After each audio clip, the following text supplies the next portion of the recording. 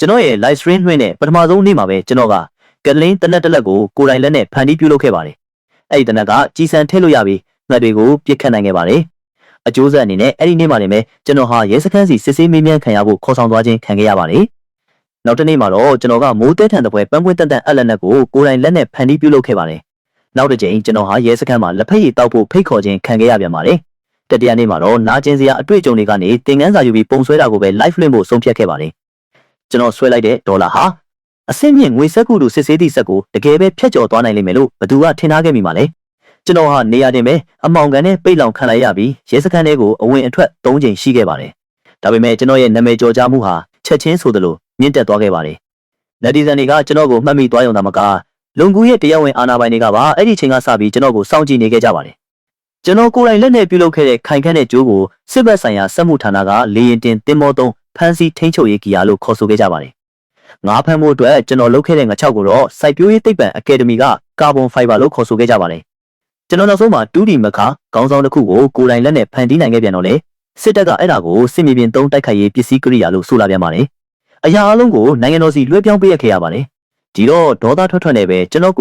လုံးဝလှုပ်ပေးလိုက်တော့တယ်အာကာသရွက်လေးတွေပဲဖြစ်ဖြစ်ကွမ်တန်ဂျေတာယာရင်တွေပဲဖြစ်ဖြစ်သူတို့လိုချင်တာမှန်သမျှကိုစစ်ကြောရေးအခန်းထဲမှာလည်းအခုချက်ချင်းကျွန်တော်လှုပ်ပေးလိုက်မယ်လေမှုန်ကုတ်ကုတ်မျက်နှာထားနဲ့ကက်ပတိန်လီချန်ပင်ကိုကျွန်တော်ကြည့်လိုက်ပြီးရိုးရိုးသားသားပဲခေါင်းငုံကကျွန်တော်အမားကိုဝန်ခံလိုက်ပါတယ်ကက်ပတိန်လီကျွန်တော်တကယ်ပဲတမင်တကာရည်ရွယ်ပြီးလုပ်ခဲ့တာမဟုတ်ပါဘူးကျွန်တော်ကလက်မှုပညာဘလော့ဂါတယောက်တက်ပါပဲ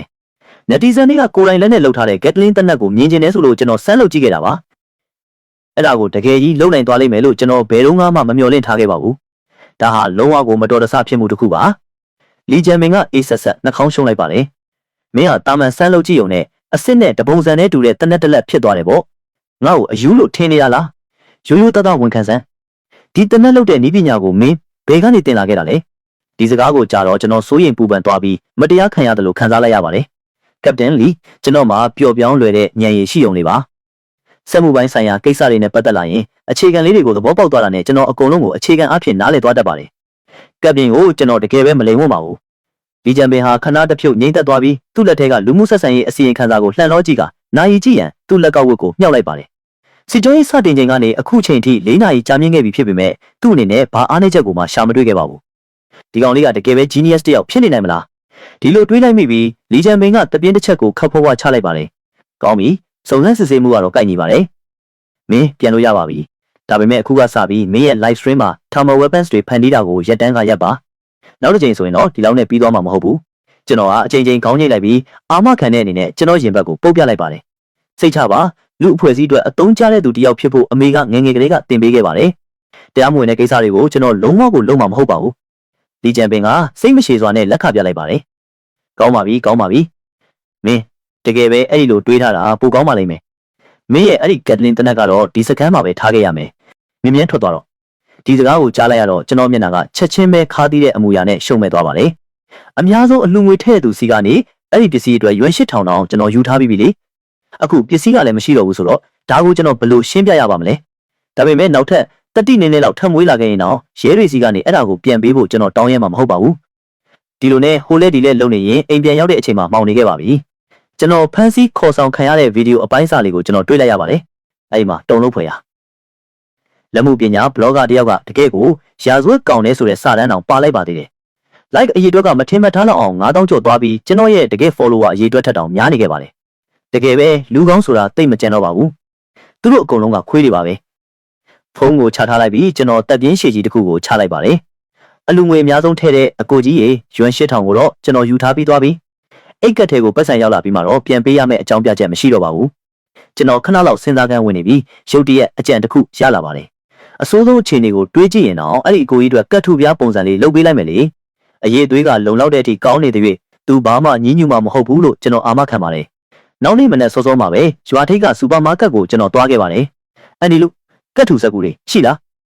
းကျွန်တော်တို့တစ်ဖားလောက်ပေးပါကောင်တာနောက်မှာဖုန်းပွတ်နေတဲ့အန်ဒီလူကမောကြည့်လာပါလေအိုးမင်းအဆင်ပြေရဲ့လားကလေးလေးအေး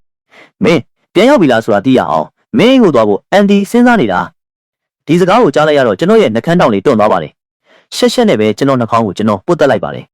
ဟေးအားလုံးကနားလည်မှုလွဲတာပါအခုတော့အကုန်စင်ပြေသွားပါပြီတော့ကွာကြီးကဘယ်တော့ပြန်လာမှာလဲ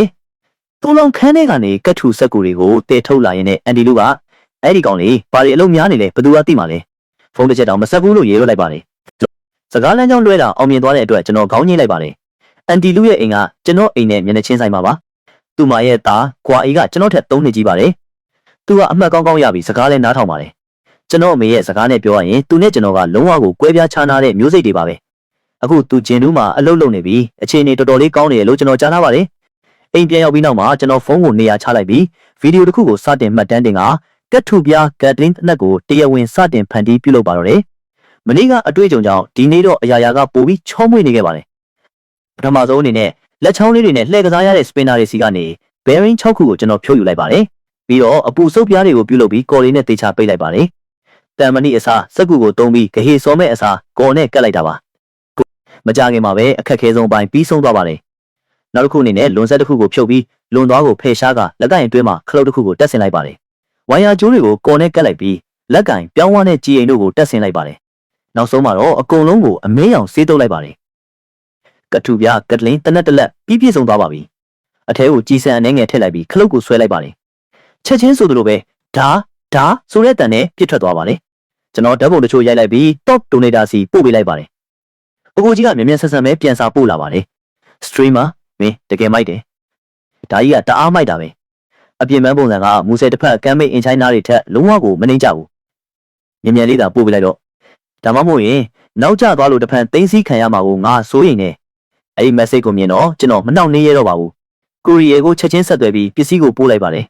အဲ့ဒီနောက်မှာတော့လက်မှုပညာဗီဒီယိုကိုအလွယ်တကူတေးဖြတ်ပြီးအင်တာနက်ပေါ်တင်လိုက်ပါတယ်တစ်ချိန်တည်းမှာပဲမြောက်ပိုင်းပြည်နယ်ရဲစခန်းမှာအလုတ်တင်ရဲအရာရှိရှောင်းအောင်ကကျွန်တော်အခုလေးတင်လိုက်တဲ့ဗီဒီယိုကိုမျက်လုံးပြူးကြီးနဲ့စိုက်ကြည့်နေပါတယ်မနေ့က live လွှင့်နေတော့ကျွန်တော်ကတ်လင်းတနက်ဖန်တီးနေတာကိုရှာတွေ့ခဲ့တဲ့သူကသူ့ပါပဲသူကတော့ဒါဟာတတိယအဆင့်ဂုံပြူးစုရလိမ့်မယ်လို့ထင်ထားခဲ့တာပါဒါပေမဲ့အဲ့ဒီကနေဘာတစ်ခုမှဖြစ်မလာဘူးဆိုတာဘယ်သူကသိမှာလဲသူ့စိတ်ထဲမှာမတရားခံရတယ်လို့မျိုးအကြီးအကျယ်ခံစားနေရပါတယ်အားလက်ချိန်ရတာနဲ့တပြိုင်နက်ကျွန်တော်အကောင့်ကိုသူမျက်ခြေမပြတ်စောင့်ကြည့်နေခဲ့ပါတယ်ကျွန်တော်ဆက်ကူနဲ့ကတ်လင်းတနက်တက်လက်လုံနေတာကိုသူမြင်သွားတဲ့အခါချက်ချင်းပဲသူ့ဖုန်းကိုယူပြီးလီဂျန်ပင်ကိုရှာဖို့ပြေးသွားပါတော့တယ်ကပတန်လီဒီကောင်လေးကဆက်ကူကိုတုံးပြီးနောက်ထပ်ကတ်လင်းတနက်တက်လက်လုံနေပြန်ပြီသူ့ကိုခေါ်လိုက်ရမလားလီဂျန်ပင်ကဗီဒီယိုကိုတစ်ချက်ကြည့်လိုက်ပြီးမျက်မှောင်အနှဲငယ်ကျုပ်ကလက်ကိုဝေးရမ်းလိုက်ပါတယ်ထားလိုက်ပါအစ်စ်တွေကိုလုံးမနေသေးတော့သူ့ကိုဒီအတိုင်းသာလွတ်ထားလိုက်ပါလီဂျန်ပင်ဟာလောလောဆယ်ခေါင်းကိုက်ဝေဒနာကိုခံစားနေရပါတယ်မင်းညကသူတို့စီရင်စုနေမြေထဲမှာဓမြတိုက်မှုတစ်ခုဖြစ်ပွားခဲ့ပါတယ်နင်နာသူကလေရင်တင်တင်မောသုံးဖန်စီထိန်ချုပ်ရေးကြီးရဲ့သူတေသနာနဲ့ဖွံ့ဖြိုးတိုးတက်ရေးအတွက်တာဝန်ရှိတဲ့လေကြောင်းပညာရပ်ဆိုင်ရာ Institute ကသိပ္ပံသူတေသီတူဖြစ်နေပါတယ်အထက်လူကြီးတွေကဒေါသတကြီးဖြစ်ပြီးအမှုမှန်ပေါ်ပေါက်ဖို့ကူညီဖို့အတွက်အထူးတပ်ဖွဲ့တစ်ခုကိုစေလွှတ်ခဲ့ပါတယ်တပတ်အတွင်းမှာတရားခံကိုမဖမ်းနိုင်ဘူးဆိုရင်သူ့ရဲ့နိုင်ငံရေးဘဝကတော့ပြီးဆုံးသွားဖို့များပါတယ်ဒီလိုအသေးဖွဲကိစ္စတွေကိုသူဘယ်လိုလုပ်ဂရုစိုက်ဖို့စိတ်ကူးရှိမှာလဲမျက်စိတမိတ်အတွင်းမှာပဲညနေဆောင်သွားပါတယ်ဒီနေ့ဗီဒီယိုရဲ့ view ကတော်တော်လေးကောင်းမွန်တာကြောင့် live တစ်ခုကိုကျွန်တော်ထပ်လွှင့်လိုက်ပါတယ်မနေ့ကကပတန်လီရဲ့စကားတွေကိုသတိရသွားပြီးကျွန်တော်စကားစားလိုက်ပါတယ်အချစ်တို့ရေမနေ့ကကိုယ်တိုင်လုပ်ခဲ့တဲ့ကတ်လင်းတနက်နဲ့ပတ်သက်ပြီးသက်ဆိုင်ရာဌာနတွေကအဲ့ဒီလိုပစ္စည်းမျိုးကိုထပ်လုပ်ခွင့်မပေးတော့ပါဘူးဒါကြောင့်ဒီနေ့တော့အားလုံးအတွက်မိုးတဲထန်တဲ့ပွဲပန်းပွင့်တန်တန်အလက်နက်ကိုကျွန်တော်ကိုယ်တိုင်ဖန်တီးပြပါမယ်အဲ့ဒီစကားတစ်ခွန်းကပွက်ပွက်ဆူနေတဲ့ CEO တွေကိုရေစက်ကြသွားတယ်လို့ပါပဲ live stream ရဲ့ chat box ကချက်ချင်းဆိုသလိုပောက်ကွဲထွက်သွားပါတယ် streamer မင်းတကယ်ပြောနေရလားဒါကဝတ္ထုတွေကအရာတစ်ခုမဟုတ်ဘူးလားတကယ်ပဲလေ bro က viewer နည်းနည်းရလာတာနဲ့အပေါ်ထဲမှာရှောက်လို့နေပြီငါတို့ရဲ့အကိုကြီးကိုယုံကြည်မှုနည်းနည်းတော့ထားကြစမ်းပါရဲ bro ကရဲစခန်းတောင်ရောက်ဖို့လေဆိုတော့သူ့ရဲ့လက်မှုပညာကလုံးဝကိုခိုင်မာတယ်ဆိုတာတက်တည်ပြနေတာပဲလေဟုတ်တယ် streamer မြင်မြန်လေးသာငါတို့ကိုတစ်ခုလောက်လုပ်ပြစမ်းပါအလျင်စလိုမလုပ်ပဲပြင်ဆင်ထားတဲ့တန်များတွေခြေပြားတွေနဲ့ပြုံကောင်းတွေကိုစပွဲပေါ်ကျွန်တော်တင်လိုက်ပါတယ်ဒီမိုးတဲထန်တစ်ပွဲပန်းပွင့်တန်တန်အလက်နဲ့အတွက်တီးခြား Lego game တစ်ခုစီကဒီဇိုင်းတစ်ခုကိုကျွန်တော်တို့ကိုးကားထားပါတယ်ဒီလိုပြောပြီးတာနဲ့ကျွန်တော်စတင်ထုတ်လုပ်ပါတော့တယ်ပန်ကာတာလက်တွေကြာပွင့်ဖက်တွေနဲ့ပင်မဝင်ရိုးလက်ကင်တို့ကိုတစ်ခုနဲ့တစ်ခုဆက်ဆက်တက်ဆင်လိုက်ပါတယ်အပေါ်ဘက်မှာပြစ်ခတ်ဖို့အပေါက်24ပေါက်ကိုကျွန်တော်တက်ဆင်လိုက်ပါတယ်အက်ဒီထဲတဲ့ကြည်အိမ်ကိုတော့လက်ကင်ရဲ့အတွင်းဘက်မှာထည့်သွင်းထားပါတယ်အလိုလျောက်ကြီးပြန်ဖြည့်ပေးတဲ့စနစ်တစ်ခုကိုတော့ကျွန်တော်ဒီဇိုင်းဆွဲထားပါသေးတယ်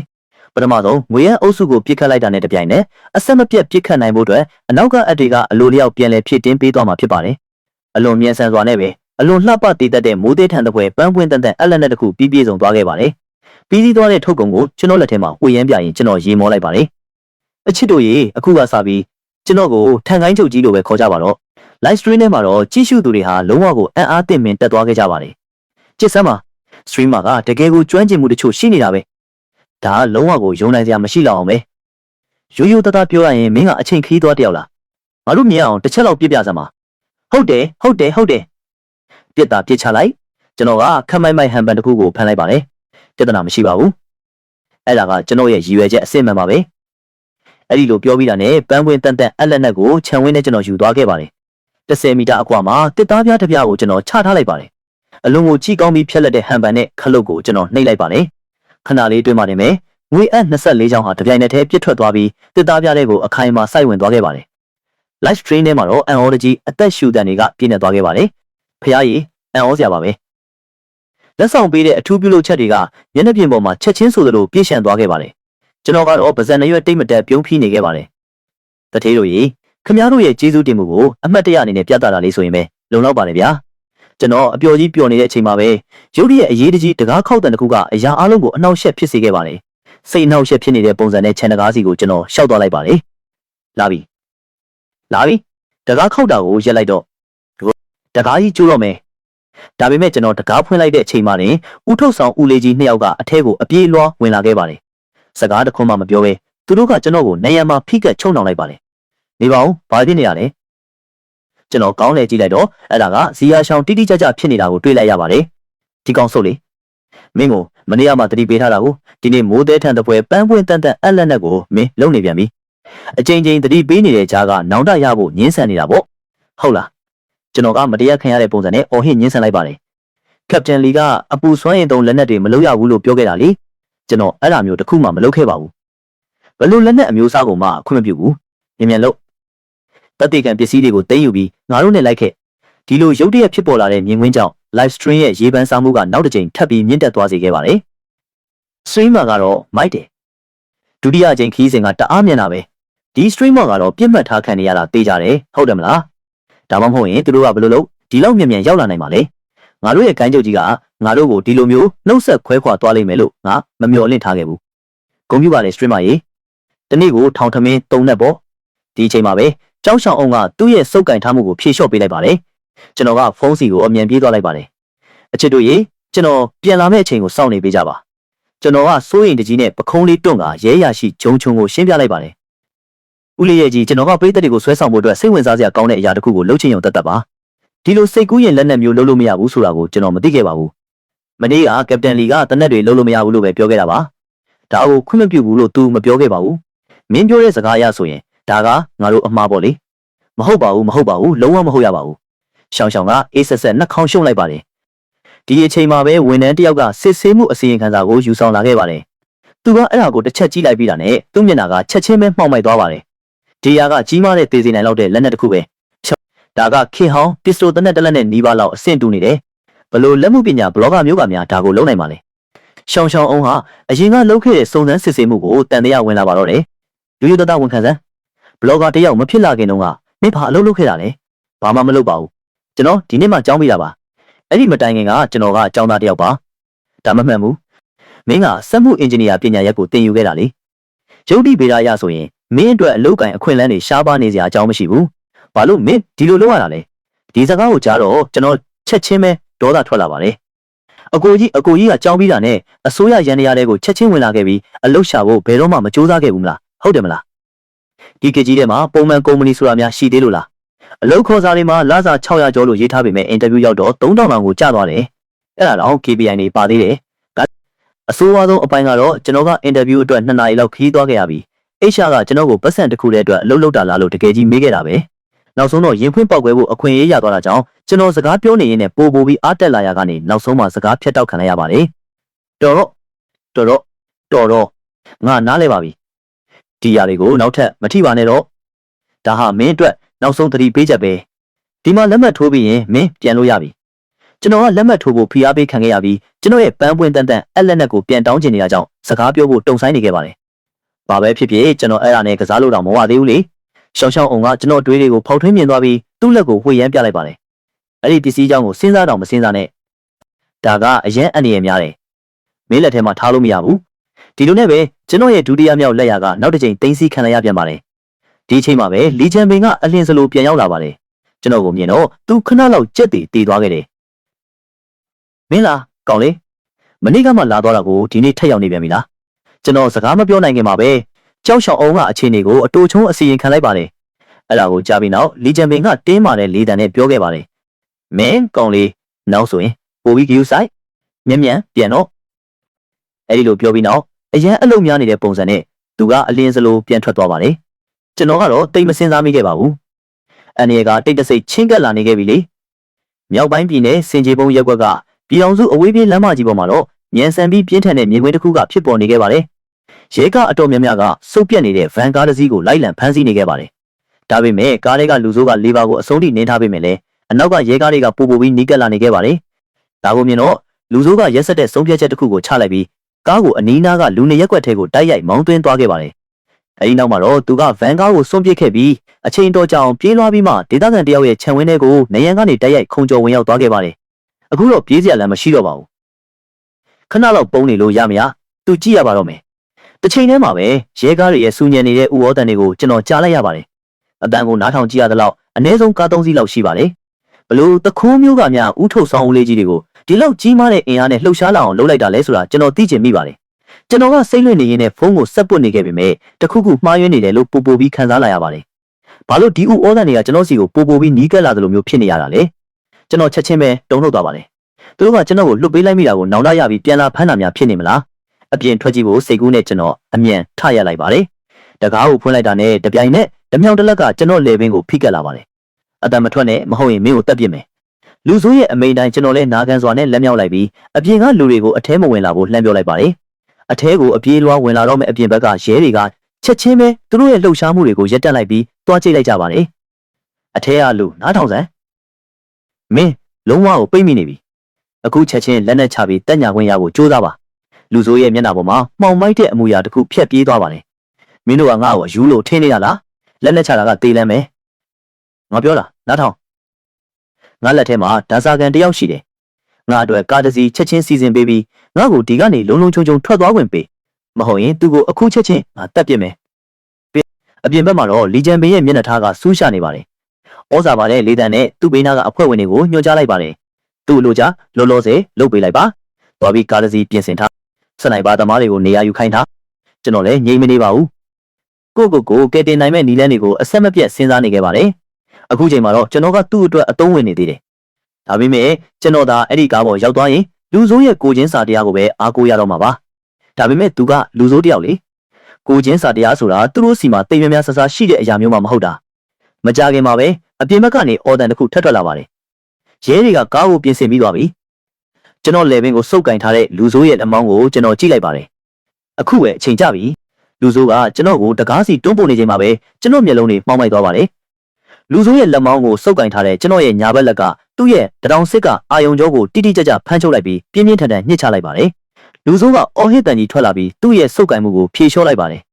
်ပြန်ပေးဆွဲသူကနောက်ထပ်လှုပ်ရှားမှုတစ်ခုမလုပ်နိုင်ခင်မှာပဲသူ့ကိုကျွန်တော်ဖမ်းဆွဲလိုက်ပြီးအခြားလက်ကောက်ဝတ်တစ်ခုကိုအားနဲ့လိန်ချိုးလိုက်ကသူ့လက်မောင်းကိုတိုက်ရိုက်အစ်စ်လွယ်သွားစေခဲ့ပါတယ်အပြင်ဘက်မှာတော့လီဂျန်ပင်နဲ့တခြားသူတွေကအော်တန်ကိုကြားပြီးအထိတ်တလန့်ဖြစ်သွားကနယံကိုကြော်တက်ပြီးအရေးယူဆောင်ရွက်ဖို့လူတွေကိုချက်ချင်းစီစဉ်ပါတော့တယ်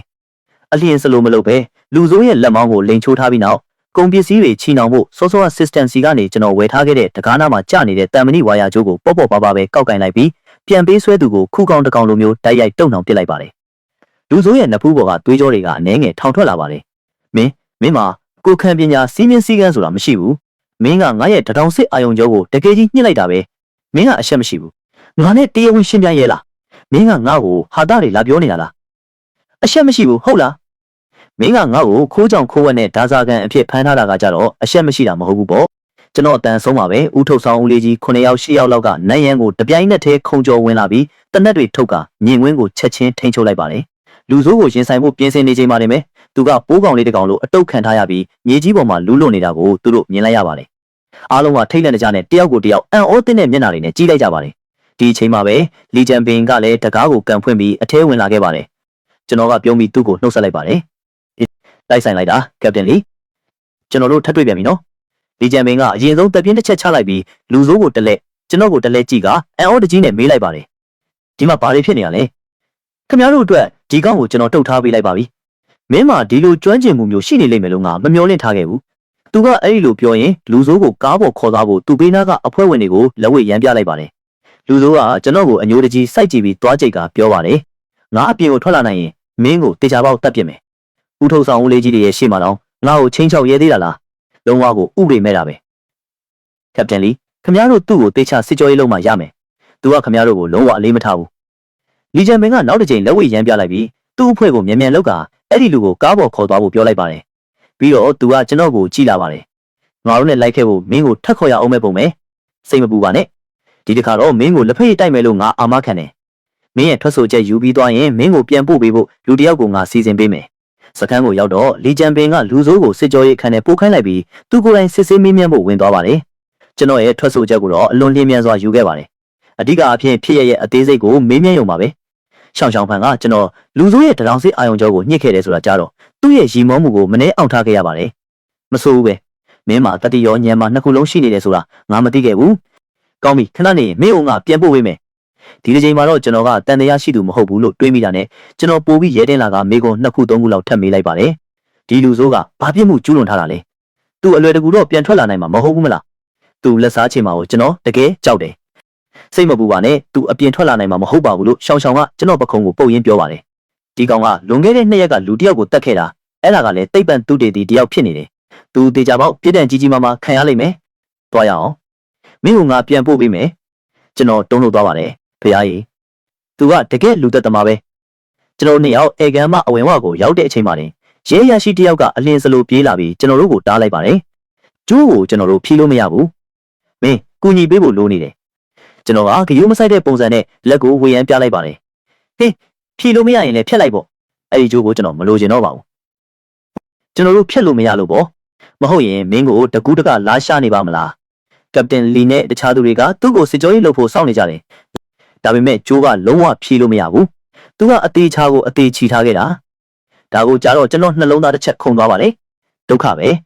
စစ်ကြောရေးအခန်းထဲမှာတော့လီဂျန်ဘင်းကကျိုးနဲ့အသေးလဲနှပန်းလုံးနေပါလေရဲရရှိငယ်လေးနောက်ကနေကျွန်တော်ဝင်လာတာကိုမြင်တော့သူကစိတ်အနှောက်အယှက်ဖြစ်စွာနဲ့ပြောလိုက်ပါတယ်ဒီကောင်ထွက်ပြေးသွားမှာကိုမင်းကဘလောက်တောင်ကြောက်နေလို့ဒီလိုတန်မဏိဝါယာကျိုးမျိုးကိုတုံးထားရတာလေ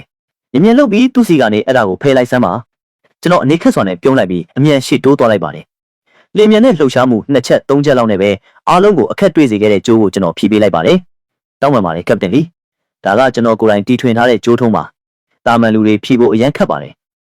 ကောင်းပါပြီမြင်မြင်လုပ်ပြီးပြန်တော့မင်းမလှုပ်เสียဘာမှမရှိရင်အဲ့ဒီမင်းရဲ့ပစ္စည်းကိရိယာတွေနဲ့ရှောက်လုပ်နေတာကိုရက်လိုက်တော့ကျွန်တော်ကအချိန်ချင်းခေါင်းချင်းလိုက်ပါတယ်အိမ်ပြန်ရောက်ပြီးနောက်ကျွန်တော်အိပ်ရတဲ့ဝင်လုံးလိုက်ပြီးနောက်နေ့မွန်းလွဲ2နာရီအထိအိပ်ပစ်လိုက်ပါတယ်ဖုန်းကိုဖွင့်ကြည့်လိုက်တော့မနေ့ကမိုးသဲထန်တဲ့ဖွဲပန်းပွင့်တန်တန်အလက်နဲ့ဗီဒီယိုကကြည့်ရှုသူတသန်းခွဲအထိရောက်နေပြီဆိုတာကိုတွေ့လိုက်ရပါတယ်ကျွန်တော်ပျော်ရွှင်စွာနဲ့ဖုန်းကိုပွတ်နေမိပါတယ်အော်ဒါက viral ဖြစ်သွားတယ်ဆိုတဲ့ခံစားချက်ပဲတကယ်ကိုမစိုးဘူးပဲဒါပေမဲ့ရုတ်တရက်ကျွန်တော်တခုခုကိုသတိရသွားပြီးကိုယ့်ဟာကိုရေရွတ်လိုက်ပါတယ်မနေ့ကငါဘာကိုတုံးခဲ့တာလဲအဲ့ဒါကအလွန်ခိုင်ခန့်တဲ့ကြိုးချမ်းကြီးပဲလူတွေကိုတုံနှောင်ဖို့ကုန်ပစ္စည်းတွေဆွဲဖို့ဒါမှမဟုတ်ကိုကြိုးဆွဲချဖို့အတွက်အကောင်းဆုံးရွေးချယ်မှုပဲဒါကိုကြားတော့ကျွန်တော်တိတ်တဆိတ်ပဲကျွန်တော်နှာခေါင်းအောက်ကနှာခမ်းပေါ်ပိုင်းကိုညှစ်လိုက်မိပါတယ်ဒါကဒီ system ကိုကျွန်တော်သုံးရတာမကြိုက်တဲ့အကြောင်းရင်းပါပဲအမြဲတမ်းနဲ့မသိတော့သလိုခံစားရတယ်ကျွန်တော်ခေါင်းခါလိုက်ပြီး system စီကနေနောက်ထပ်ကြိုးတစ်ချောင်းကိုထပ်ဝယ်လိုက်ပါတယ်သေချာဂလူးတစ်စိုက်လေးလာကြည့်တော့ဒီကြိုးရဲ့ပစ္စည်းနဲ့ရက်လုပ်ထားတဲ့နည်းပညာကအရန်ကိုအထူးခြားဆုံးဖြစ်နေတာကိုတွေ့လိုက်ရပါတယ်အရင်ကတော့ကုန်ပစ္စည်းတချို့ကိုဆွဲဖို့အတွက်စတိုးကနေအများကြီးကိုကျွန်တော်ပေါ့ပါပဲဝယ်လိုက်ပြီးတစ်ခါသုံးပြီးတော့တကားနာမှာဖုန်တက်နေခဲ့တာပါမနေ့ကတော့သူတို့ဓာတ်နဲ့တောင်ဖြတ်လို့မရခဲ့ဘူးလို့ကျွန်တော်မမျှော်လင့်ထားခဲ့ဘူးအတော်လေးကောင်းတဲ့ပစ္စည်းတစ်ခုဖြစ်ပုံရတယ်ဒီညအားတဲ့ချိန်အဲ့ဒါကိုတေချာလေးလာရမယ်အဲ့နောက်ကျွန်တော်ဖုန်းကိုနေရာချလိုက်ပြီး stream လွှင့်ဖို့ပြင်ဆင်လိုက်ပါတယ်ဒီလောက်ကောင်းတဲ့ traffic ကိုတော့အလဟတ်တအဖြစ်ခံလို့မရဘူးလေတေချာတာပေါ့ကျွန်တော် online ပေါ်တက်လိုက်တာနဲ့တပြိုင်နက်ကြီးစုသူအရေးအတွက်ကမနေ့ကနဲ့ရှင်ရင်2ဆတက်လာပါတယ်ရိုးထန်ကိုင်းကြုတ်ကြီးရောက်လာပြီဟဲ့ streamer ဒီနေ့ဘာလက်မှုပစ္စည်းလုပ်ဖို့စီစဉ်ထားလဲမင်းတို့ငါကဝမ်ဖက်ကိုကြိုပြီးခေါ်ပေးထားဖို့လိုမလားnetizenတွေနောက်ပြောင်နေရကိုကြည့်ပြီးကျွန်တော်နှာခေါင်းကိုပုတ်တက်ကကျွန်တော်ပြောလိုက်ပါတယ်ညီကိုတို့ပြီးခဲ့တဲ့2ရက်ကကျွန်တော်လုပ်ခဲ့တဲ့အရာတွေကအရန်အန်ဒီရများတယ်ဥထုတ်ဆောင်လေးကြီးတွေကကျွန်တော်ကိုအေးအေးဆေးဆေးနေဖို့ပြောထားတယ်ကျွန်တော်တို့ကဥပဒေကိုလေးစားလိုက်နာတဲ့နိုင်ငံသားကောင်းတွေပါကျွန်တော်နောက်ထပ်ရှောက်လုပ်ဖို့လုံးဝမရဲတော့ပါဘူးဒါကိုကြားတော့ live stream တွေကလူတွေကရေမောကြပါတယ်ဘာကိုကြောက်နေတာလဲ streamer ရဲ့ရဲဝုန်းဝန်းသာရှေ့ဆက်ဆမ်းပါငါကြားတာတော့အချင်းထောင်တွေကလူတိုင်းကအရန်အရေးချင်းရှိကြတယ်တဲ့ မင်းဆရာတင်ပြီးကျွမ်းကျင်မှုအသစ်တွေသင်ယူဖို့အတွက်အကောင်းဆုံးပဲစထရီမာကကိုခံပညာတွေထပ်လုပ်လို့မရတော့ဘူးဆိုတော့ယဉ်ကျေးမှုနဲ့ဆိုင်တာတစ်ခုခုလုပ်ရအောင်တချင်းဆိုတာကတ်တာလက်ရည်လှရည်တာပကြီးဆွဲတာမင်းကျွမ်းကျင်တာဘာပဲဖြစ်ဖြစ်လုပ်ပြစမ်းပါဟုတ်တယ်ပုံဆွဲတာတချို့ကြည့်ရအောင်ပုံမှန်အားဖြင့်လက်မှုပညာကျွမ်းကျင်တဲ့သူတွေကပုံဆွဲတဲ့ကျွမ်းကျင်မှုလည်းတော်တော်လေးကောင်းကြတယ်ဒါကဘာအမိုက်မျိုးလဲအကျဉ်းခိုင်ဆုံးလက်မှုပညာဘလော့ဂါတဲ့သူဘာများလုပ်နိုင်ပါလဲမင်းမတတိရှိရင်ပတ်စံတချို့ကိုကိုယ်တိုင်ဖန်တီးကြည့်စမ်းပါအားလုံးကနောက်ပြောင်နေကြတဲ့အချိန်မှာပဲရုတ်တရက်သဟဇာတာမဖြစ်တဲ့မှတ်ချက်တစ်ခုကမျက်နှာပြင်ပေါ်မှာပေါ်လာပါတယ်အပေါ်ထက်ကဒီကောင်ကဘာလုပ်လဲသူကပြဿနာရှာနေတာမဟုတ်ဘူးလားနေတီဇန်တွေခန့်မှန်းတာမှန်ပါလေဒီလူကတကယ်ပဲပြဿနာလာရှာတာပါသူ့နာမည်ကစွန်ဟောင်ရွေးပါသူ့မိသားစုမှာပတ်စံအနေငယ်ရှိတာကြောင့်သူကဒုတိယမျိုးဆက်တထေးသားလေးတစ်ယောက်ဖြစ်နေပါတယ်သူကတနေကုန်အလုံးမရှိအကင်မရှိနဲ့အွန်လိုင်းပေါ်ကတရားသူကြီးတစ်ယောက်လိုပြုမှုရတာကိုသဘောကျပါတယ်သူ့ကိုယ်သူလွှဲရင်တခြားလူတိုင်းကအမိုက်တစားလိုခံစားနေတာပါအထူးသဖြင့်ကျွန်တော်ရဲ့ stream မှာချိတ်ဆွဲထားတဲ့ဘာမဆိုဖန်တီးနိုင်သည်ဆိုတဲ့ဆောင်းပုဒ်ကိုမြင်တော့စွန်ဟောင်ရွေကပို့ပြီးအားတက်လာပါတယ်စကားပြောလေမင်းကဘာမဆိုဖန်တီးနိုင်တယ်လို့ပြောထားတာမဟုတ်ဘူးလားဘာဖြစ်သွားလဲအခုမင်းမလုံနိုင်တော့ဘူးပေါ့ကျွန်တော်ချက်ကိုကြည့်ပြီးပြုံးလိုက်ပါတယ်ကောင်းပါပြီယောက်ျားတစ်ယောက်ကဘယ်လိုလုပ်မလုံနိုင်ဘူးလို့ပြောမှလဲဒါပေမဲ့ကျွန်တော်သာတကယ်ဖန်တီးနိုင်ခဲ့ရင်ကောဘယ်လိုလုပ်မလဲမင်းဖန်တီးနိုင်ရင်မင်းကို spaceship 2ဆင်းတစ်ပေးမယ်ဒါပေမဲ့မင်းမလုံနိုင်ရင်တော့မင်းရဲ့ဆိုင်းဘုတ်ကိုဖြုတ်ချပြီးမင်းရဲ့ကျွမ်းကျင်မှုတွေကအမိုက်တွေပါလို့လူသိရှင်ကြားဝန်ခံရမယ်ဒီအလုပ်ကိုကျွန်တော်လက်ခံပါတယ် live stream ထဲမှာတော့ကျွန်တော်ရန်စခံလိုက်ရတာကိုမြင်ပြီးလူအုပ်ကြီးကစိတ်ပြက်လက်ပြက်နဲ့တပ်ပြင်းချလိုက်ကြပါတယ်ဒီ streamer ကတကယ်ကိုမိုက်မဲတာပဲဒီစွန်ဟောင်ရွေကို streamer တွေရဲ့ချက်တော်တော်များများမှာငါတွေ့ဘူးတယ်ဒီကောင်ကပြိုင်ဘက်ကင်းအစိုးမြင်နဲ့ troll တယောက်ပဲဘာလို့သူနဲ့သွားပြိုင်နေရတာလဲဒီညီကိုတော့သွားပါပြီ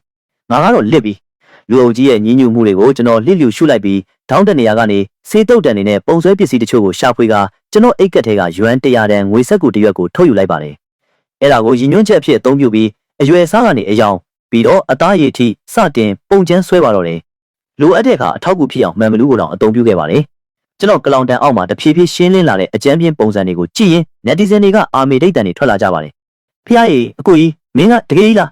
ဒါကတကယ်ကိုပတ်စံကိုကိုယ်တိုင်ဖန်တီးနေတာပဲ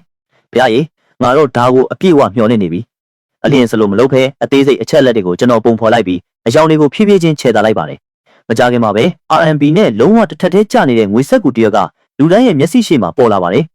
ကျွန်တော်စဉ်းစားလိုက်ပြီးနောက်အစ်စ်ကနေပြန်ဆွဲဖို့စက်ကူနဲ့ဘောပင်ကိုထပ်ထုတ်လိုက်ပါတယ်။ netizen တွေကနည်းနည်းရှုပ်ထွေးသွားပါလေ။ဘာလို့ဒီအကိုကြီးကအစားကနေပြန်လုံနေတာလဲ။သူကအနောက်ဘက်ကိုဆွဲနေတာလား။ဒါပေမဲ့အရှိဘက်ကလုံလောက်အောင်ကောင်းနေပြီလေ။ဒီအကိုကြီးကအရန်ကိုတိကျလွန်းတယ်။ဒါပေမဲ့လူအုပ်ကြီးကစက်ကြည့်နေရင်လည်းတခုခုမှားယွင်းနေတယ်ဆိုတာကိုသဘောပေါက်သွားကြပါလေ။အဲ့ဒါကတကယ်တော့ USD ဖြစ်နေတယ်။ချက်ထဲကအံ့ဩတကြီးဖြစ်နေတဲ့အာမေရိတ်တင်ဂီတာတွေကိုကြည့်ပြီးကျွန်တော်ရက်လိုက်ကအကူအညီမဲစွာနဲ့ရှင်းပြလိုက်ပါတယ်။ညီကိုတို့ကျွန်တော်က RMB ကိုမဆွဲချင်လို့မဟုတ်ပါဘူးအဲ့ဒါကိုအပြည့်အဝဆွဲလိုက်ရင်ဦးထုတ်ဆောင်ဦးလေးကြီးတွေကကျွန်တော်ကိုစခန်းမှာလက်ဖက်ရည်တောက်ဖို့ထပ်ဖိတ်ခေါ်မှာကိုကျွန်တော်ကြောက်လို့ပါအဲ့ဒီလိုဆိုရင်တော့ကျွန်တော်တကယ်ဒုက္ခရောက်မှာဒီလိုပြောရင်းနဲ့အယောင်ဆက်တာကနေစလို့အသားအရည်တွေငွေတုကာကွယ်ရေးအသေးစိတ်အချက်လက်တွေအထိကျွန်တော်ရဲ့လက်မှုအလုပ်ကိုဆက်လုပ်ခဲ့ပါတယ်မူလာကတော့အဲ့ဒီနေရာမှာပဲရက်တန့်ကျင်ခဲ့တာပါဒါပေမဲ့စွန်ဟောင်ရီကပြိုင်ဘက်ကင်း troll တယောက်ဖြစ်နေတာကြောင့်သူ့အနေနဲ့ဘာအပြစ်မှရှာမတွေ့နိုင်အောင်တေချာစေဖို့အတွက်အလင်းပြောင်းလဲနိုင်တဲ့မှင်တချို့ကိုပါကျွန်တော်သုံးလိုက်ပါတယ်နောက်ဆုံးမှာတော့ပုံတူငွေတုကာကွယ်ရေးရေးစားကိုတောင်ကျွန်တော်ထည့်သွင်းလိုက်ပါသေးတယ်ဒီအကိုကြီးကအယောင်ပြောင်းနိုင်တဲ့မှင်ကိုသုံးလိုက်တာလားဒီလောက်တိတိကျကျဆွဲနေတာသူကသိချင်နေတာလားအတိအကျပဲဒီ streamer ကရိုးရှင်းတယ်လို့ငါမခံစားရဘူးသူ့မှာတေချာပေါက်ဖုံးကွယ်ထားတဲ့အထောက်အထားတစ်ခုခုရှိရမယ်ဒီကိစ္စနဲ့ပတ်သက်ပြီးငါမကောင်းတဲ့ခံစားချက်ရနေတယ်ချက်တွေကအဆက်မပြတ်တက်လာနေပေမဲ့ကျွန်တော်ကတော့ကျွန်တော်ရဲ့ဖန်တီးမှုထဲမှာပဲနစ်မြုပ်နေပြီးဂရုစိုက်ဖို့အချိန်မရှိခဲ့ပါဘူးအပြည့်အဝ2နာရီကျော်ကြာပြီးတဲ့နောက်မှာတော့အသက်ဝင်နေတဲ့ USD ငွေစက်ကူတရွက်နောက်ဆုံးမှာပြီးမြောက်သွားခဲ့ပါတယ် live stream ကအံ့ဩစရာကောင်းတယ်စစ်ဆိုတဲ့စာသားတွေနဲ့မျက်နှာပြင်အပြည့်ပြည့်နေပါတယ်ကြည့်စမ်းပါဒီငွေစက်ကူကအရန်ကိုကောင်းကောင်းဆွဲထားတာမို့အစ်စ်လိုတောင်ထင်ရတယ်အကိုကြီးဘာလို့ဘေးပေါက်အလုပ်လေးတစ်ခုလောက်မရှာကြည့်တာလဲဒီထဲမှာအလားအလာတွေအများကြီးရှိတယ်လို့ငါခံစားရတယ်နေပါအောင်စွန်ဟောင်းယူဘယ်ရောက်သွားလဲအပြင်ထွက်လာပြီးမင်းရဲ့အရှုံးကိုလက်ခံလိုက်စမ်း live stream ထဲမှာစူညံပွဲလောရိုက်မှုတွေကြီးထွားလာတာကိုမြင်တော့စွန်ဟောင်းယူကနားပင်စွန့်အဟန်ဆောင်နေလို့မရတော့ပါဘူးဒါပေမဲ့သူသာဒီလောက်အလွယ်တကူရှုံးနိမ့်မှုကိုဝန်ခံလိုက်ရင်သူကဘယ်လိုလုပ်ပြီး troll တယောက်ဖြစ်နေတော့မှလဲသူခဏလောက်စဉ်းစားလိုက်ပြီးနောက်ထပ် message တစ်ခုကိုပို့လိုက်ပါတယ်ငါဆိုလိုတာကအစ်စ်မြင့်ငွေဆက်ကူစစ်ကိုဖျက်ကျော်နိုင်တဲ့ပတ်စံကိုပြောတာဒီလိုမျိုးကိုတော့ငါကြာပန်းအမှုပညာကျောင်းသားတယောက်ယောက်ကိုရှာပြီးဆွဲခိုင်းလို့ရတယ်โอเคတကယ် troll ပြင်ပဲ ဒါကိုတောင်သူကဆန့်ကျင်ညှင်းခုန်နိုင်သေးတယ်ငါတကယ်ကိုလေးစားသွားပြီရိုးရိုးသားသားပြောရရင်ရဲကိုကြီးကိုအဲ့ဒါသွားဆန့်ကြည့်စေချင်တယ်ညှင်းခုန်ချင်လို့မဟုတ်ဘူးရဲကိုကြီးကအရန်ကိုကောင်းကောင်းဆွဲထားလို့တတ်တတ်ပဲမင်းတို့ကဘာကြီးမီးလောင်တာကိုကြည့်ရတာအရန်သဘောကျတာပဲအဲ့ဒါသာအောင်မြင်သွားရင်ရဲကိုကြီးထောင်ထဲရောက်သွားမှာဒါပေမဲ့ရဲကိုကြီးစမ်းကြည့်တာကိုငါလည်းမြင်ချင်တယ်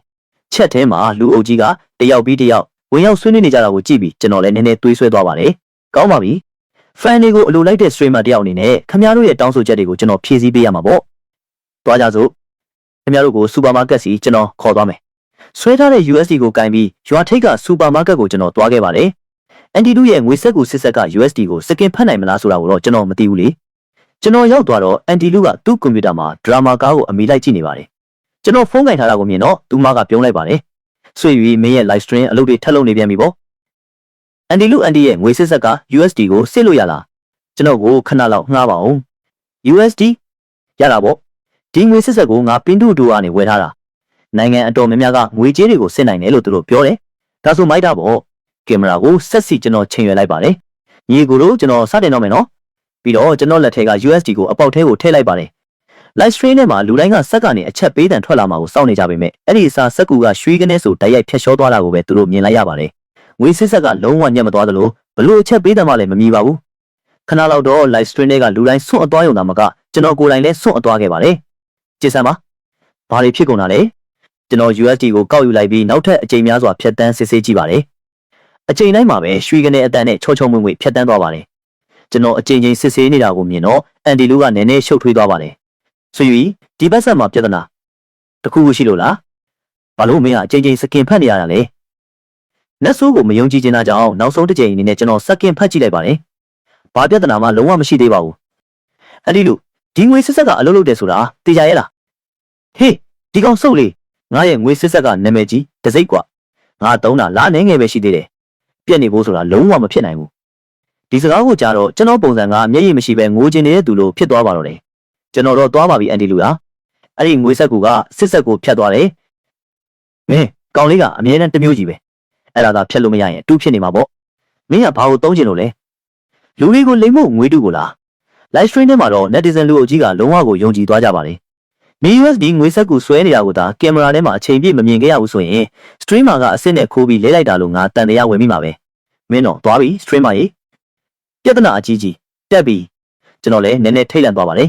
ဒါကိုဘယ်လိုရှင်းပြရမလဲလို့စဉ်းစားနေတော့မှပဲ live stream ကချက်ချင်းအမေးအောင်ပြောင်းသွားပါတယ်ကျွန်တော် online ကနေအတင်းကျပ်ထွက်ခိုင်းခံလိုက်ရပြီး stream ကပြတ်တောက်သွားပါတယ်ဘာဖြစ်လို့လဲဆွေ့ပြီအန်ဒီလူကျွန်တော်တော့သွားပါပြီစောစောကပတ်စံကိုကျွန်တော်ဆွဲထားတာဝါမင်းမဒီလိုအရေးချင်းမျိုးရှိမယ်လို့ငါမသိခဲ့ဘူးငါတို့ရဲ့ဆွေတွေကတကယ်ကိုအလားလာရှိတာပဲအနာဂတ်မှာမင်းတေချာပေါက်ပကြီးစရာကြီးတယောက်ဖြစ်လာလိမ့်မယ်အန်တီလူရဲ့မျက်လုံးတွေကအောင်မြင်နေတဲ့သူတယောက်ကိုကြည့်နေရသလိုလေးစားအားချမှုတွေနဲ့ပြည့်နေနေပါတယ်ကျွန်တော်တပ်ပြင်းတစ်ချက်ခပ်ဖွားဖွားချလိုက်ပြီးစူပါမားကတ်ထဲကနေထွက်လာခဲ့ပါတယ်ဆိုင်ထဲကနေခြီလန်းလိုက်တာနဲ့တပြိုင်နက်ရှောင်ရှောင်ဖန်ကကျွန်တော်စီကိုချင်းချောင်းနေတဲ့ပုံစံနဲ့ခြီတက်လာတာကိုတွေးလိုက်ရပါတယ